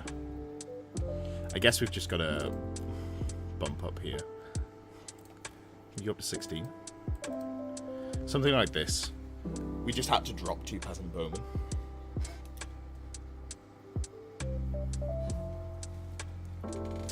Yeah. Alright, no, I like this. I think this is a really interesting approach for the teams list. Just going heavy on the melee, backed up the shooting. I think this is the strongest. Like, if I'm playing against Bretonnians, this sort of style list worries me more than the non-shooting version.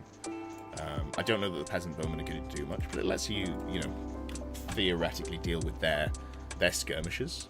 So, yeah, that seems fine. 7, 9. Cool. So we've done the second list there. What are we moving on to here? Let's have a look at Bromo Sapien said he wanted a classic dwarf list that involves miners, as in M-I-N-E-R, the ones with the pickaxes, not the children. The Bromo Sapien says, so I don't have a list, but I have a list archetype that would like some assistance with. Finish stripping and bringing back to life an old dwarf metal team for Blood Bowl. Would like help making the most classic style dwarf infantry list, ideally themed around dwarf miners. So my first bit of advice is definitely you should go and check out Richie's channel if you haven't already. But with that in mind, I think the way to do this, as many miners, as in coal miners, as possible. I really don't want that taken out of context. So I think the way to do this is in the, oh god, what are they called? The Expeditionary Force, because you can give the miners interesting rules. You can give them veteran. In fact, I can't remember what you get in the base rules for miners. Let me just pull that one up here. Let's just have a quick look here. I could pull it up on my PC, but I knew I had it on my phone already, so let's just start there. Miners. So, veteran rules, standard rules, 0 to 1 unit of miners per 1,000 points can get standard rules, that's fine. You get the midboard ambush 2 years. Yeah, so that's the main thing. That's what I think this list is worth building around. Yeah, fantastic. Okay, so let me just also pull up the Dwarf Arcane Journal, because I need to refreshen my memory about what you specifically get for X-Force. So X-Force, you can go Expedition Marksman for Thunderers, which is fine. Function of a Form, I probably wouldn't bother with that. Subterranean Ambush is the really good stuff. And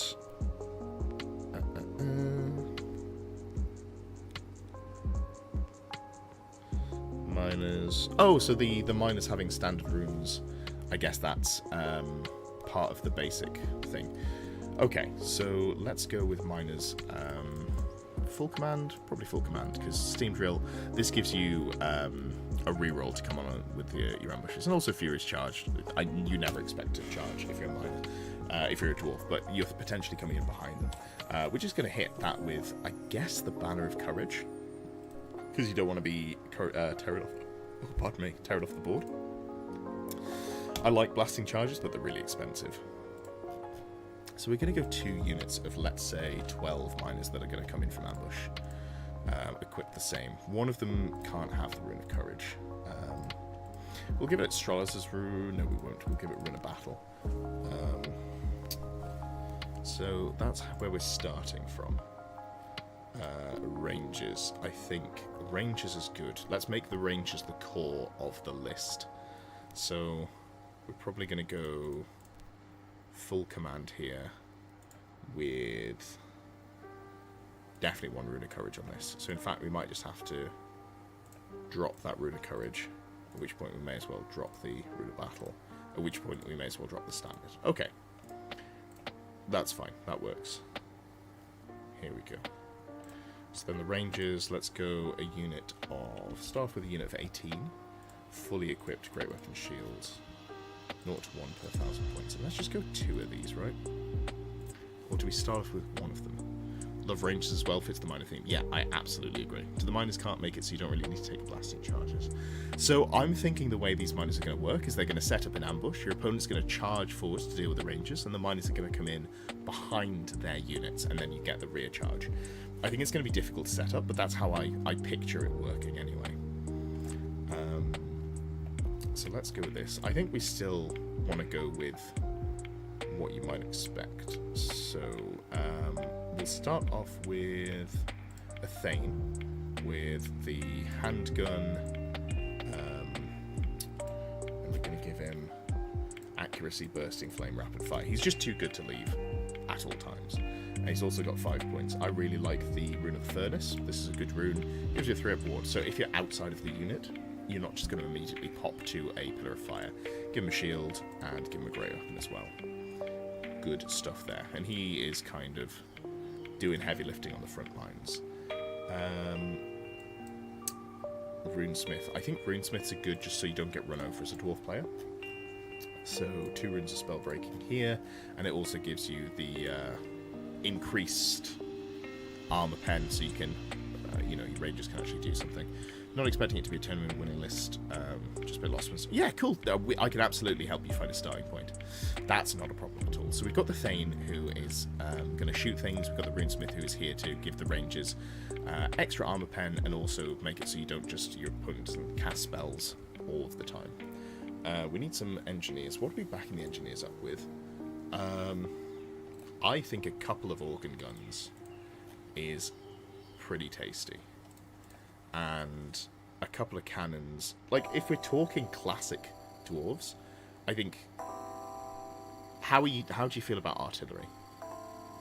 Because really you want them to come towards you, and you need some way of doing that. So I'd say, if you're going for a kind of balanced list that is still good, a couple of organ guns, a couple of cannons, a couple of grudge throwers, gives you a lot of artillery, but also a bit of variety as well. And we're going to give these engineering runes. And we do need some more infantry. No issues with artillery at all. Hell yeah. So we're going to go engineer. We do need an engineer. Well, we do need a BSB, which I guess can be this one, for the Rune of Grugny. You want to give them Great Weapon of Hand gun. Do we give this chappy chap anything? Grommel for the 2-up save. Comes with full plate. Oh, he only comes with heavy armor. Okay, so we make him tanky. Oh god, you run out of points really quickly. So maybe we drop the grudge throwers. Maybe we just go... Maybe drop the cannon, sorry. We just go a couple of grudge throwers and a couple of organ guns. 4 bits of artillery. That's fine. You wanted more infantry, so we don't want to just go too deep on this. So one of them has the Rune of Reloading, so you can... misfire and shoot, and one of them has the Rune of Forging, I think it is. Yes, reroll a single misfire. Good stuff. In fact, let's make it so that both of them have the Rune of Forging. So one has the Forging and Reloading. That's important because the grudge throwers you might want to put away from your engineers, especially because the engineer's going to be in here to give some combat res. Combat res, but also the ward save. And then we're going to go Reloading, Forging. Organ guns can't have upgrades. That's fine. And if we want more... I don't hate a cart. Miner's cart, but the Rangers have got the throwing axes already, so I actually kind of feel like the carts are wasted here. We do need a general, which I guess... Let's make the Thane. Like, the temptation here is just to basically straight copy Richie's list, which would be to put the best character together you can to do damage, but obviously we can't have a lord here. We've only got the Thane. Burlock Damonson's really good, actually, because he stops you from taking range penalties, which is really nice. And if he's joined to Quarrelers or Thunderers or War Machine in range, can reroll the hit rolls of 1. So you can put him near an organ gun as well. But making the Rangers not suffer -1 to hit is really nice at long range. And then I guess here, maybe the temptation is we go a couple of units of Thunderers. Now, I don't think Thunderers are amazing, but I do think if you're going for that classic style, they're not awful. So let's go 2 units of 8 here. With handguns, expeditionary marksmen so they can move and shoot without the negative to hit penalties, which is good. And they are, like, if they get charged, I mean, they're probably falling over, but they will deal with, like, warhounds or anything like that. Your general doesn't have the highest leadership you. Oh, okay, so this has to be the general. That's fine, that makes more sense. We've still got 50 points here. Probably just buff up the Rangers, honestly. And then you've got 5 points to spend. We should give this chappie the Rune of Passage. Just a nice little rune to chuck in, giving the unit move through cover. So you can put the Rangers in like a wood if you are worried about getting in a shooting battle. Just gives them a little bit of defense, but also means that you're able to get out and you're not just moving 2 inches a turn. Yeah, I think something like this is like a classic dwarf list. You could obviously refine it more, but I think the more you refine it, the more you move away from having like the miners in here who are going like. So the game plan is you set up the Rangers. You don't even scout them, you just set them in your deployment, you set the Thunderers in your deployment, and you set up the War Machines in your deployment, and you try to make them come towards you. You've deployed the 2, the miners, it doesn't say on here, the little markers that they go, sort of mid-board, so that when your opponent charges into the Rangers, you put them on the markers behind, and then you back up the Rangers with your characters by like some rear charges with miners there. I think that's a fun playstyle. And obviously, you don't want to come in too early because they want to commit forwards. But this gives you can reroll the d6. And if you come in earlier than you want to, you can use it to reroll the d6 and hopefully not come in. And yeah, I think that's solid. Maybe you end up squeezing these units a little further down and you get more shooting in. But I think this is like a nice middle ground. And then you've got, what are we talking, 46, you've got 60 infantry plus characters plus artillery, so I think this actually looks like a dwarf army as well, which is fun. Oh, that's not the button I meant to press. So yeah, I think this is a solid little starting point. Have you got the models already, or are you sort of playing around with concepts and you're wanting to test it? Because as much as I think this is a solid starting point, I would definitely recommend testing it before you commit too heavily. Oh, thank you, buddy. I appreciate that. Thank you for the help. I look forward to making an army to match my new Blood Bowl team. Hell yeah. Dwarves are cool. I'm really looking forward to playing some dwarves. Post-England, so starting fresh. Nice. Obviously, at the moment, I've got to make sure that I'm mostly focusing on Team England prep, but I want to do a lot of different armies post-England. I think I only want to do 1 year, and then at least take 1 year off, and then maybe go back for like year 3 of international, put my hat back in the ring, see if they'll want to have me again.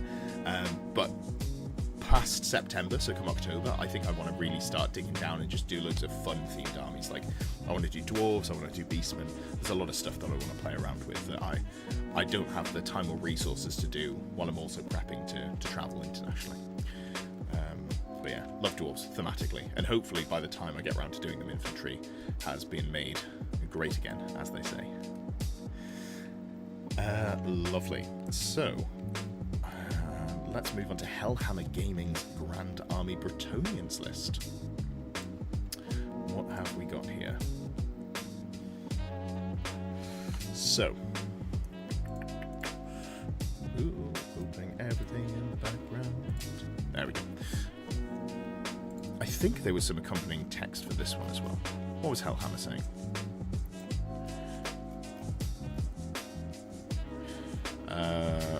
Warhammer, the Old World, June tournament.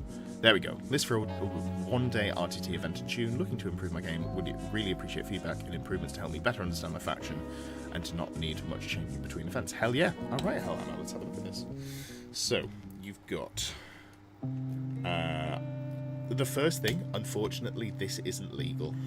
Falconhorn, because the Falconhorn of Freeman specifically says here, this character may attempt to use the Falconhorn. So you could put it on them, but you can't actually use it because the unit champion's not a character, which is a real shame. So you can't do that here, which means you're probably not taking the Grail Knights, unfortunately. If you want to take the Grail Knights, you absolutely can. They're a non-optimal choice, but Bretonnians are strong and Grail Knights are expensive, but still hit really hard. So I'm going to leave them in on that basis, but you can't put the Falconhorn on them, unfortunately. Virtue of Discipline is really nice. This is just a 5 little point. You can always march, which is solid. They do have Grail Vow as well, which gives them immune psychology, which you'd think would do that, but doesn't. And then magical attack stubborn. So this is like a solid little unit. It's just very expensive for what it does. I'd be tempted to put maybe War Banner on it or one of these here, but we'll come back to it in a second. So Squires, let's drop the Standard Bearer and just put Fire and Flee. You know, it's the same cost, and I think Fire and Flee is better. I don't actually think Squires are necessary, but having a cheap little scout unit is not the end of the world. I don't hate that.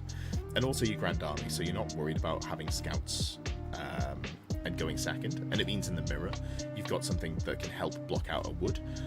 I'd honestly maybe be tempted to go for a second unit of these if you're taking any, because you can just scout up, deploy in a wood, stop the Green Knight coming in, or just be a pain in the backside, send them out to hunt war machines, that sort of stuff. Pegasus Knights are fantastic.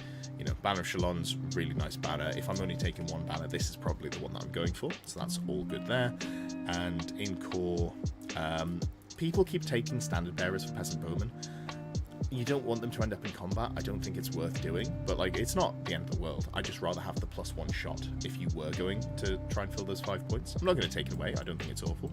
And banners look cool, so this is fine here, but I'd just take the banners out and get extra shots. This Knights of the Realm unit is solid. I would like War Banner in here. If you're going for it, you may as well full commit, and you've already got like 200 and something points in there, so let's just make it do the job you want it to do properly. And then this unit here, we're just going to drop the Standard Bearer and Gallant. The Standard Bearer gives up points. The Gallant just means you're going to get challenged out. So this unit's just sort of like as MSU as possible. You know what? Let's put the Standard Bearer back in, because if they have a bit of combat res, they might actually do something. It's unlikely, but they might.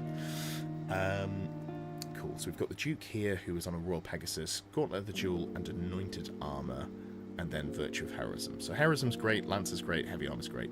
So Anointed Armor is interesting. This makes him quite good at going into like the Chaos Lord with Strikes Last and Multiple Wounds. I think I still like the Grommel Great Helm better, but it's not awful. It's fine. But let's just put the Falconhorn here, because this is where it can actually legally go. At which point we do need to shave some points. That's okay. Prophetess, Bretonnian Warhorse, Battle Magic, Prayer Icon of Crenel. So I guess she's going to join into the Mounted Knights of the Realm. At which point, let's just drop one model. The reason for that is the Knight bus itself. When you're 10 models, you fit 4 ranks. As soon as you put an attacher character, one model goes to the back, and then you become unmanageably long, because you're 5 models deep. Your base is 60 mil, so that's what, 300 mil, which is 12 inches. So that is the full deployment zone if you have to go that way. So it's better just to drop one model, have 9, attach the character to it, which is what I assume you've got here. Then we've got the Royal Peg, War Banner, Lance, Grail Vow Shield, Royal Peg, Grommel Great Helm, Virtue of Duty. Like, I see people going for this. Maybe it's a thing that Bretonnian players have started doing. It really worries me how squishy this model is. You can run it, and it doesn't actually cost you anything in terms of like changing between events. So if you like the feel of this model, play with it, but if not, you can just take this virtue off and then you can attach it to, you know, the unit. So it's not actually an issue in terms of like having to buy models or honestly tweaking the list much. You just take off Virtue of Duty and then you've got that there.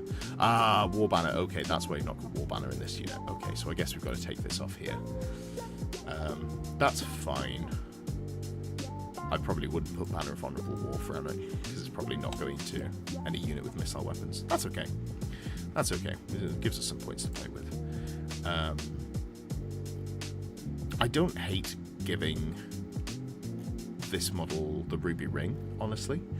She might end up in combat, but it just gives a little bit of ranged damage in the matchups where you need it. Even if you don't end up using the Ruby Ring much, some matchups this is really strong. Like here against Lizardmen, just being able to, you know, fireball off some skinks is really strong. Whereas you're never going to catch them with your melee Knights of the Realm. Paladin, yeah, we talked about that one. I think this is fine. Like, there are some suboptimal choices in here.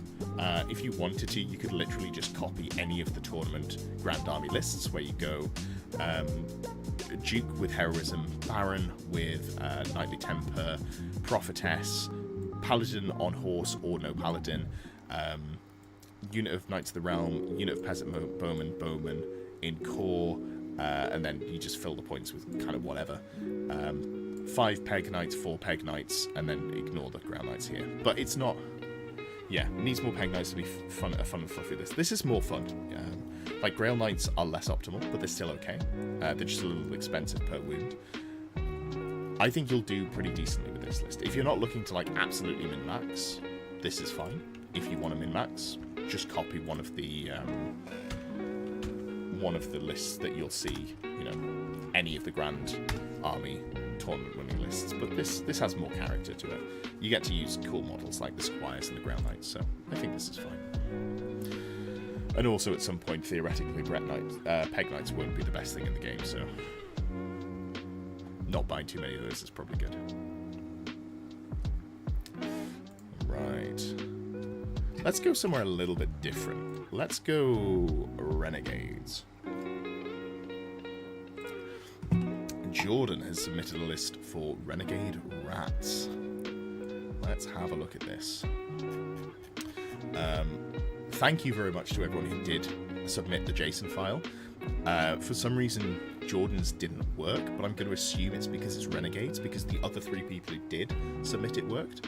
So thank you to everyone who submitted their list as a JSON and also as the list in case it did mess up. So this is a 2,400 point list. There are a few do not removes. The first is the 2 hell pins. That's a shame, because that is the first thing I was going to remove. The second is the Wizard on Screaming Bell. That's cool, that can stay in. I would leave that in. More or less everything else is fair game. The objective is to make a fun Skaven list that has some teeth at 2,400 points. This is for a comp me and a friend are going to that is a bit more vibes based. He already has Storm Vermin, Clan Rats, and Gutter Runners from old comp Skaven builds. Cool.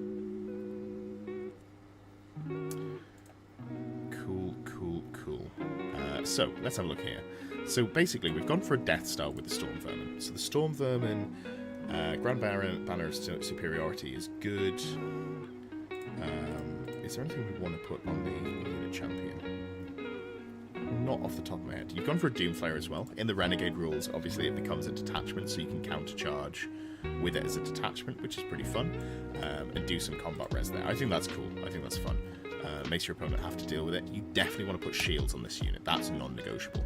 Giving them a 4-up armor save against shooting is really nice, and then also sometimes you're just going to use your hand weapons, because you've got Warpstones weapons here.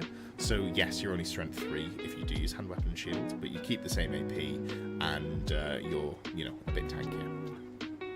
Clan Rats with Rattling Guns is fine. Honestly, not sure you need 2 of them now that you don't legally have to, but it's fun. Gutter Runners are good, Giselles are good, Hell Pits are terrible, but yeah, fine. Warp Lightning Cannon is pretty good in the new sets of rules, and then it's onto characters. So what I'd be tempted to do is maybe let's drop 1 unit of Clan Rats. Let's buff up this unit to, like, here we go. So we're perfectly at 600, and we've got a bit more of a Death Star. And then I want to see more Gutter Runners. So, like, 8 here with slings. God, I really want to drop those Hellpit Abominations. where are we at if we take 2 units of them? So we've got a little bit more output. But I have to shave some points. That's fine. So we've got the Grey Seer, who is Illusion, Weakened Blade, Lore Familiar. You've got a 5-up ward save just natively from the Screaming Bell, which is against non-magical attacks only, I believe. Yeah, that's cool. So Weeping Blade is fun. What's really funny about this is it has poisoned attacks, which don't technically work with magical weapons. So just double check with your TO that the poison attacks thing does work with magic weapons, because the rules is written it doesn't, but obviously it should. Multiple wounds is great. D3, AP -2. So any 6s... Oh no, this doesn't matter, the poison, because you're not going to be rolling to hit because you're going Spectral Doppelganger. We want a potion of strength on this motherfucker. Oh, it's too many points. Yeah, that's rough. That is rough. Alright. Shit.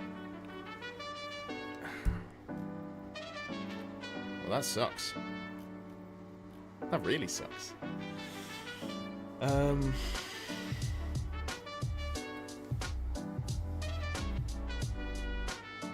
Is there anything that we would run instead? Get an Ogre Blade and that Grey Seer. Yeah, I think Ogre Blade does make more sense. It's a really good shout, Nick. Thank you. Yeah, let's just do that.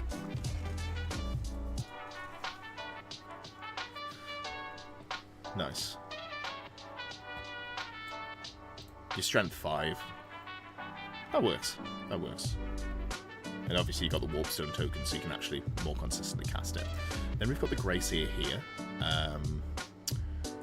No magic items. Is there anything that I'd want to put on this Chappy Chappy? Probably not. I want some Skaven Brew in here, because you don't want the Skaven to run away, basically. Oh, you've got a Skaven Brew in the Chieftain. So you've got the Banner of Venomous Scurrying, which is good. Halberd. How does this work? It doesn't say infantry only. Fantastic, because everything's infantry. Charm Shield, Skaven Brew. Like it. Heavy Armor, Halberd. This makes sense to me. Honestly, I don't know that you need the Warlord. I think this is messing up your points. I think let's just drop the Warlord, and that gets you below. Yes, you've got less stuff in the unit, but, you know, que sera, sera. So we go this one as the General. Just because this thing's a little easy to snipe out. Is there really nothing we want to put in? Storm Demon is fine, but kind of whatever. Warp Condenser is probably good, but it's 50 points, so I don't know that we bother taking it.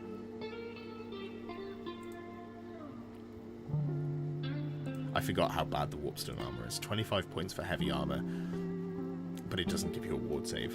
That's pretty rough. One more scale. Oh, you need specifically a Warlord. Bugger. That is a bugger. Alright, so we're just going to go like this. We're going to drop the Talisman Protection to shave some points. 2495, and this is the General. So we have to shave 95 points. Honestly... Ugh. Like, these things are... I don't like them because they're only Ballistic Skill 3.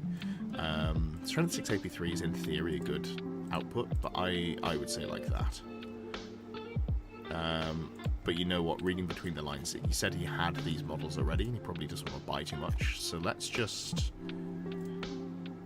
put that back in, and then we've got 49 points to spend, at which point I think we definitely buff this chappy up a little bit. This Warlock Engineer will give the Ruby Ring of Ruin, give him a musket. Not going to pay 40 points for a level 1 there. And then we've got 10 points. So we could just go... Is there anything that's worth picking up here? For 10 points. Storm Vermin are 11 points per model. That's a little frustrating.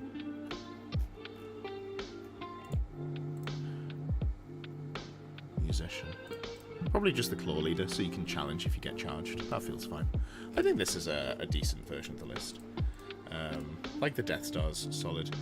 Also, actually, do we want Battle Magic? Or do we want Demonology? We really want Demonology. But we're dry rolling Demonology. Oh, that feels rough. That does feel rough. Well, we're going to do it anyway, because that's how you make a good Death Star. No, screw it. Because we can't get a 5th or 6th spell or guaranteed spells, we're just going to go battle magic. And we're going to treat this model here as the punch for the Death Star. I think I'd definitely change it around if I was doing it from scratch. Given that you said that he's kind of got models that he wants to stick with, I don't want to tweak it too much. But like the changes I'd make is I'd go for a Demonology caster, and I'd not... You said you wanted this in, which is why we're leaving it as it is. But I wouldn't hinge my build around this. And I'd just have Demonology and have the Storm Vermin do more. But this is fun. This is cool. Like an Ogre Blade Spectral Doppelganger caster is pretty cool. And you'll get D3 Warpstone tokens. Sure. That'll do. That's interesting. That is interesting at the very least. Alright, what do we got left? Got a couple of lists left. Danny Mack submitted a trace list. Let's have a look what Danny said. There was definitely some text accompanying this one.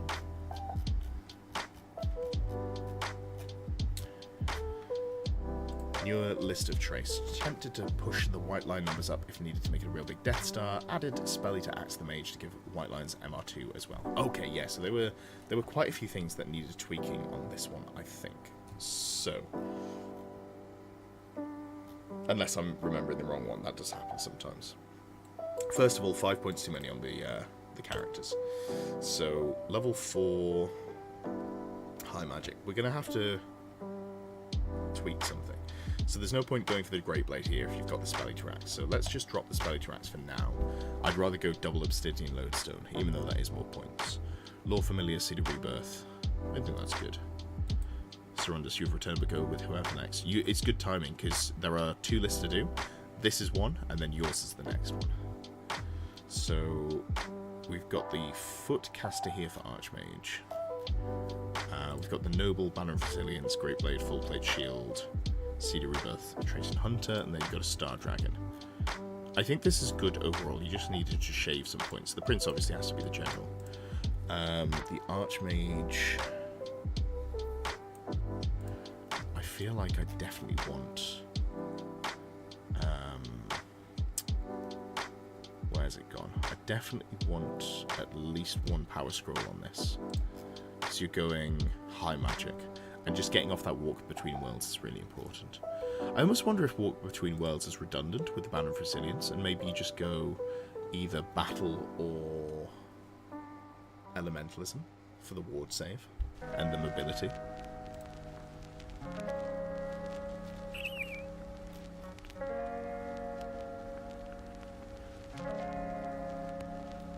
I'm going to change this to Battle Magic. Now, obviously high magic has Walk Between Worlds, which, as long as you get it off, Ethereal is fantastic because it's very hard for your opponent to interact with you. Reserve Move is just good mobility. Being able to move, open order, pivot, and then do the same again in your shooting phase, the end of your shooting phase is really good. So that just makes sense.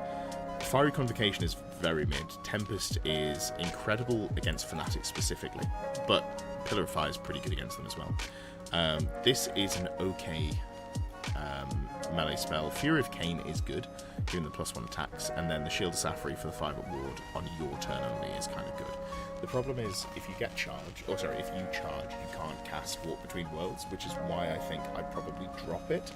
Battle Magic, you can just always Oaken Shield, which is obviously really good. You've got Curse of Our Attraction is really good in this list when you're not in combat. Fireball, Pillar of Fire is really good in this list. Arcane Urgency is really good. Curse of Cowardly Flight as well is terrible. So you're just going to pick the 4. In fact, you might also go for a Silvery Wand. Oh, Silvery Wand isn't extremely common, of course it's not. Yeah, I think Lore Familiar is better here. You just get the spells that you specifically want. Yeah, cool. Archmage, Noble. I'd be half tempted to put the Dragon Helm here, but I think this is fine as it stands. You know, the Seed of Rebirth's good. Kind of want to give him a Charm Shield as well. Just sometimes you need that ward save, especially if you get shot by like a cannon or something. These 2 are good. think this is about right. I'm going to regret making that change when I try and fill the last points, aren't I? Yeah, I am. Lawmaster's Cloak is less important than Match Resist. Ah, getting later, you're getting quieter. Thanks, Lizardmen. What I'll do is I'll knock the volume down and also move closer back to my microphone because I was kind of leaning back in contemplation. You know what, as much as I'd like the Charm Shield, I think it just skews the points too much. I don't like it enough to have to mess around, because here we can just go for another model like this. Yeah, I think this is fine. I think this is almost, like, you had it almost perfect. I think I'm just not super in love with High Magic for the list when you've already given them T4 from the Noble, and they've already got the Lawmaster's Cloak. So I think just the always-on ward save I prefer over the slightly conditional walk between worlds. And the mobility in this is better because you can march them 4 inches, march them 8 inches, march them 8 inches, or you can, you know, double move the prince, something like that. So I think this is the version that I would go with. Copy this one. And it was for Danny Mac. Boom. No, thank you, Tiedemann. I would have just kept leaning, and people would have then complained in the YouTube comments like a week down the line that they couldn't hear me, which, you know, is fair. It's perfect. All right, so finally we've got Sarundus' list, and I think this is just normal Lizardmen. I don't think this is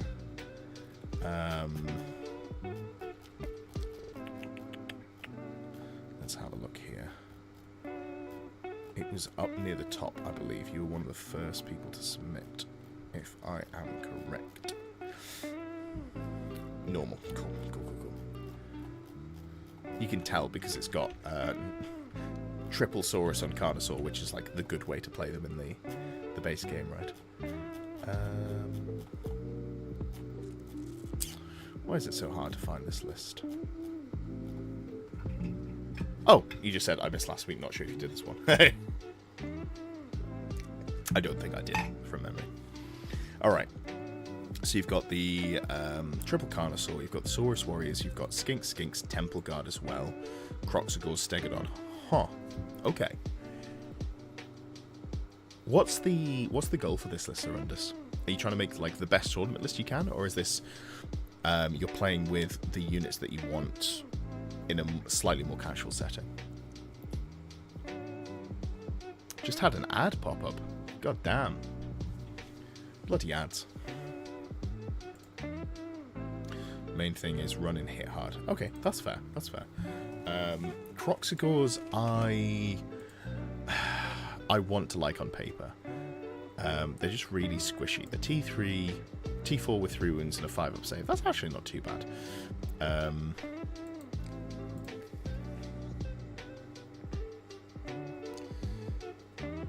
Bit of both. I think I'd be tempted to go... God, how does this work for Lizardmen? Is it... Gotta put my password on my phone. So, Lizardmen, I don't think there's anything cute about where you can take the Stegodons, is there? I think it's just straight up 0 to 1 per 1,000 points, and then in special Bastillodons. Right, okay. So I don't think the Temple Guard necessarily hit super hard, is my problem with them.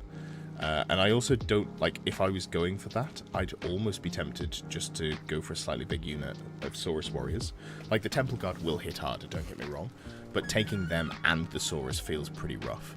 So if I was going to tweak it, I'd say let's get rid of this. Let's go commit into a unit of Saurus Warriors, let's say 16, and then we go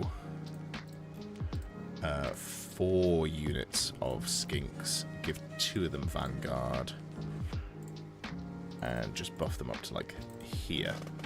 So I think immediately this is a better call. Despite Temple Guard being better, instead of then having 10 Saurus that do nothing, you have 16 Saurus that kind of do something. They're not going to hit super hard, but they're going to be just a wall of meat that your opponent has to at least think about when you're sending everything else forwards. More skinks is good, because these are going to do like a surprising amount of damage in your list. I mean, I'd probably want to run 60, but if you're wanting to run a big brick of Saurus, it's not the end of the world to go a little lighter on skinks. Kroxigors are fine. This is a melee unit, so we're going to take off the Ancient here. You don't want someone to, like a character to charge you and then challenge you out. You kind of just want to be 4 or 5 wide, depending on how much space you have, and hit with everyone with the great weapons, because that weapon skill does suck. The strength's good. Strength 7 with the great weapons. Yeah.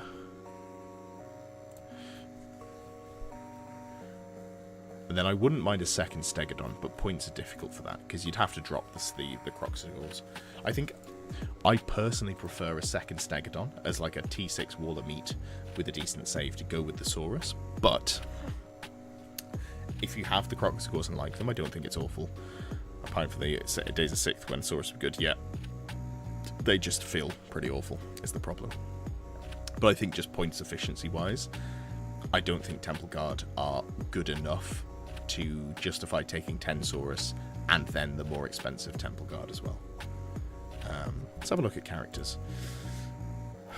Armor of Destiny and Giant Blade. Okay, that makes sense. So you're tankiest, so you've got a 4-up, 4-up, and then you've got the Giant Blade, which is not that hitty, but your general is less likely to fall over. So then you've got the Headsman. Headsman's Axe is kind of wild. I don't know if I'd bother with the Headsman's Axe. Honestly, I think a great weapon is probably better. Let's just take that off and see what that frees up points-wise. Great weapon. You always take the shield for the shooting, just in case it matters. But still, I don't know, another steg. Like, I just go like double steg, honestly, just like this. What do we have to do to get there? Oh, we have to go below the Kroxigors. We'll come back to that one in a second. So we've got the Saurus here with the... Yeah, so the General's good. This one with Great Weapon and Glyph Necklace and Horned One. Horned One makes you stupid, right? Let's have a look. Oh, no. Wait, is this on a cold one? Oh shit, this is on a cold one. I just assumed it was on a Carnosaur. Huh. If you're going for the general wall of meat, because you've got nothing to screen this, like, there's nothing that gives it cover, let's just go...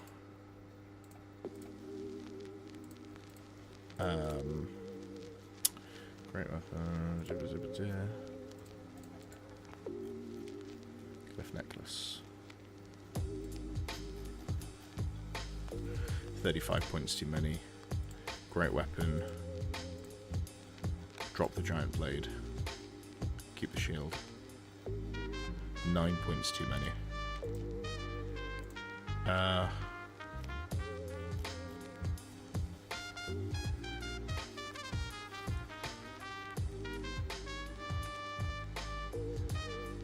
Headsman Axe was to go around and catch wizards off alone. That's fair. That is fair. But I mean, if you catch a wizard, you kill them with anything. Like, you don't need a specific weapon to kill them. You just, like, this, 5 attack model is gonna kill them. So, like, I am tweaking a lot. I have pretty heavily changed what we're going with, so feel free to disregard. But, like, here is... you have to go more bare bones to get triple Carnosaur. But you could go with the 4-up ward general with a great weapon. The 5-up ward Carnosaur with a great weapon. 5-up ward Carnosaur with a great weapon. This gives you 3 T6 models, and then you can go double Stegodon here, which gives you, like, more wall of meat. So this gives you 5 models that are T6 with multiple wounds. Obviously, the Stegodon's the easiest thing to kill, but they're not that much easier.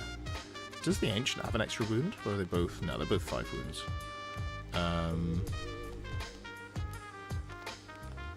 I think I like the Ancient more, and you've got the points for it. And honestly, I think probably just giant blowpipes. The reason I like the Ancient more is, yes, you get less attacks, so you lose an attack here, but you gain a weapon skill, so you're more likely to hit, and you've got better stomps as well. So let's just tweak that. So suddenly you've got 5 beefy boys. You've got the Saurus warriors who are there just to tie up, and then you've got the skinks as well. At which point, I think we just put the rest of the points into skinks, right? What if we just drop these to 10 and add another unit?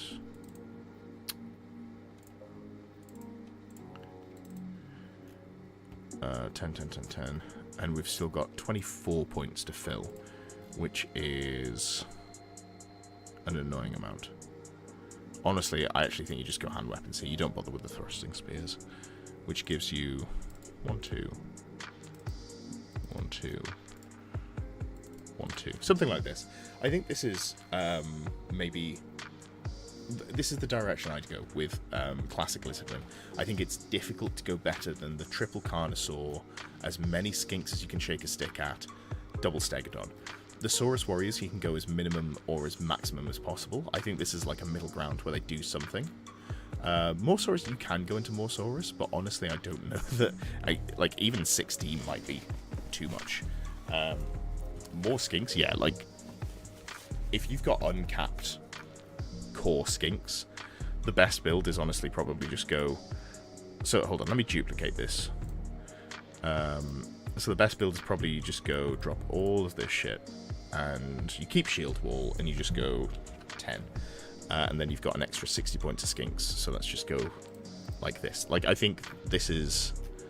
and then another unit. Yeah, so you go 1, 2, 3, 4, 5, 6, 7. 7 units of skinks. But... that's a lot of skinks. You what, 74, 78 skinks? You're almost at 80 skinks. And I think this is objectively better. The problem is when you start to get into this number of skinks, you then go, do I want to try and go for like a priest with elementalism and a power scroll to get Plague of Rust off once? And that takes away from this. But I think this is still solid. You could also shave the Stegodons down to normal ones and get another 6 skinks if you wanted to go in that direction. So, like, you could go 12 here, 12 here, 12 here. So this is like the maximized skinks version. It gets you 84. I don't have that many skinks. Yeah, that's super fair. Like, I don't... And it's also pretty, I think, miserable to play against that many skirmishers. I think... So I'm gonna copy both. So I'm gonna copy the one that I wouldn't recommend first, and I'll just put it into chat. And then I will copy the other one, which I will link you. I think the problem with Lizardmen is non-renegades. I think you'd struggle to go above like 3-2 with them, honestly, which sucks. I think it's a real shame that that's the state that they're in, but it's hard to come up with much better. Yeah, so I think this is like a good middle ground where you run loads of beefy boys, you run some effective skinks who are cheap and cheerful. You've got the Brachiosaurus warriors because it gives you something. But yeah, this is a lot of poison shooting. The giant blowpipes as well. You get 2d6 multiple shots on the blowpipes, and then you've got, I think is it 8? No, 5 skink crews. So you've got 4 blowpipes, and then you've got the giant blowpipe as well. So it's a lot of shooting. Hope Games Workshop updates their ominous. Yeah, me too, bud. Me too. You like it? Perfect. I talked to Pip Hamilton quite a lot, sort of like 4 to 6 months into the edition, and this was basically where we came to with the first versions. He's moved to the Bastillodon version. If I just go Old World Rankings here, let me pull up the list that he's been playing, and you can do the same, just go into Old World Rankings, which, if I just search, I'm assuming it's the only, the only Pip. So the list that he's been doing pretty well with, was it really not on there? Boo. Alright. He did go to a Teams event. I don't know why that's not on here either. The list he's playing is triple Bastillodon. not sure what else. Just like Skinks and Core, Triple Distillodon. I guess Carnosaurs as well. I think he's been playing Renegades recently and having good success with those. So he's been playing with the, whatchamacallit, the Slan as well. Alright, it is 10:15 here, so I'm going to end the stream. Arcanus, you did ask me to have a look at a list, so what I'll do is either tonight or over the weekend, I'll have a look at what you've submitted, which I actually don't see in the chat. Oh, there it is. And I'll have a look at that one and ping you. But like at a glance, it looks absolutely fine. But I will take a proper look at it off stream. All right, have a good weekend all. Hope it is good for you. I'm hoping the weather cools down a little bit. I'm going to go for some sushi this weekend, so that'll be fun. And yeah, planning to do more pre-recorded videos this month and maybe do some more streams as well. Make the month of May the best month of Close Order this year.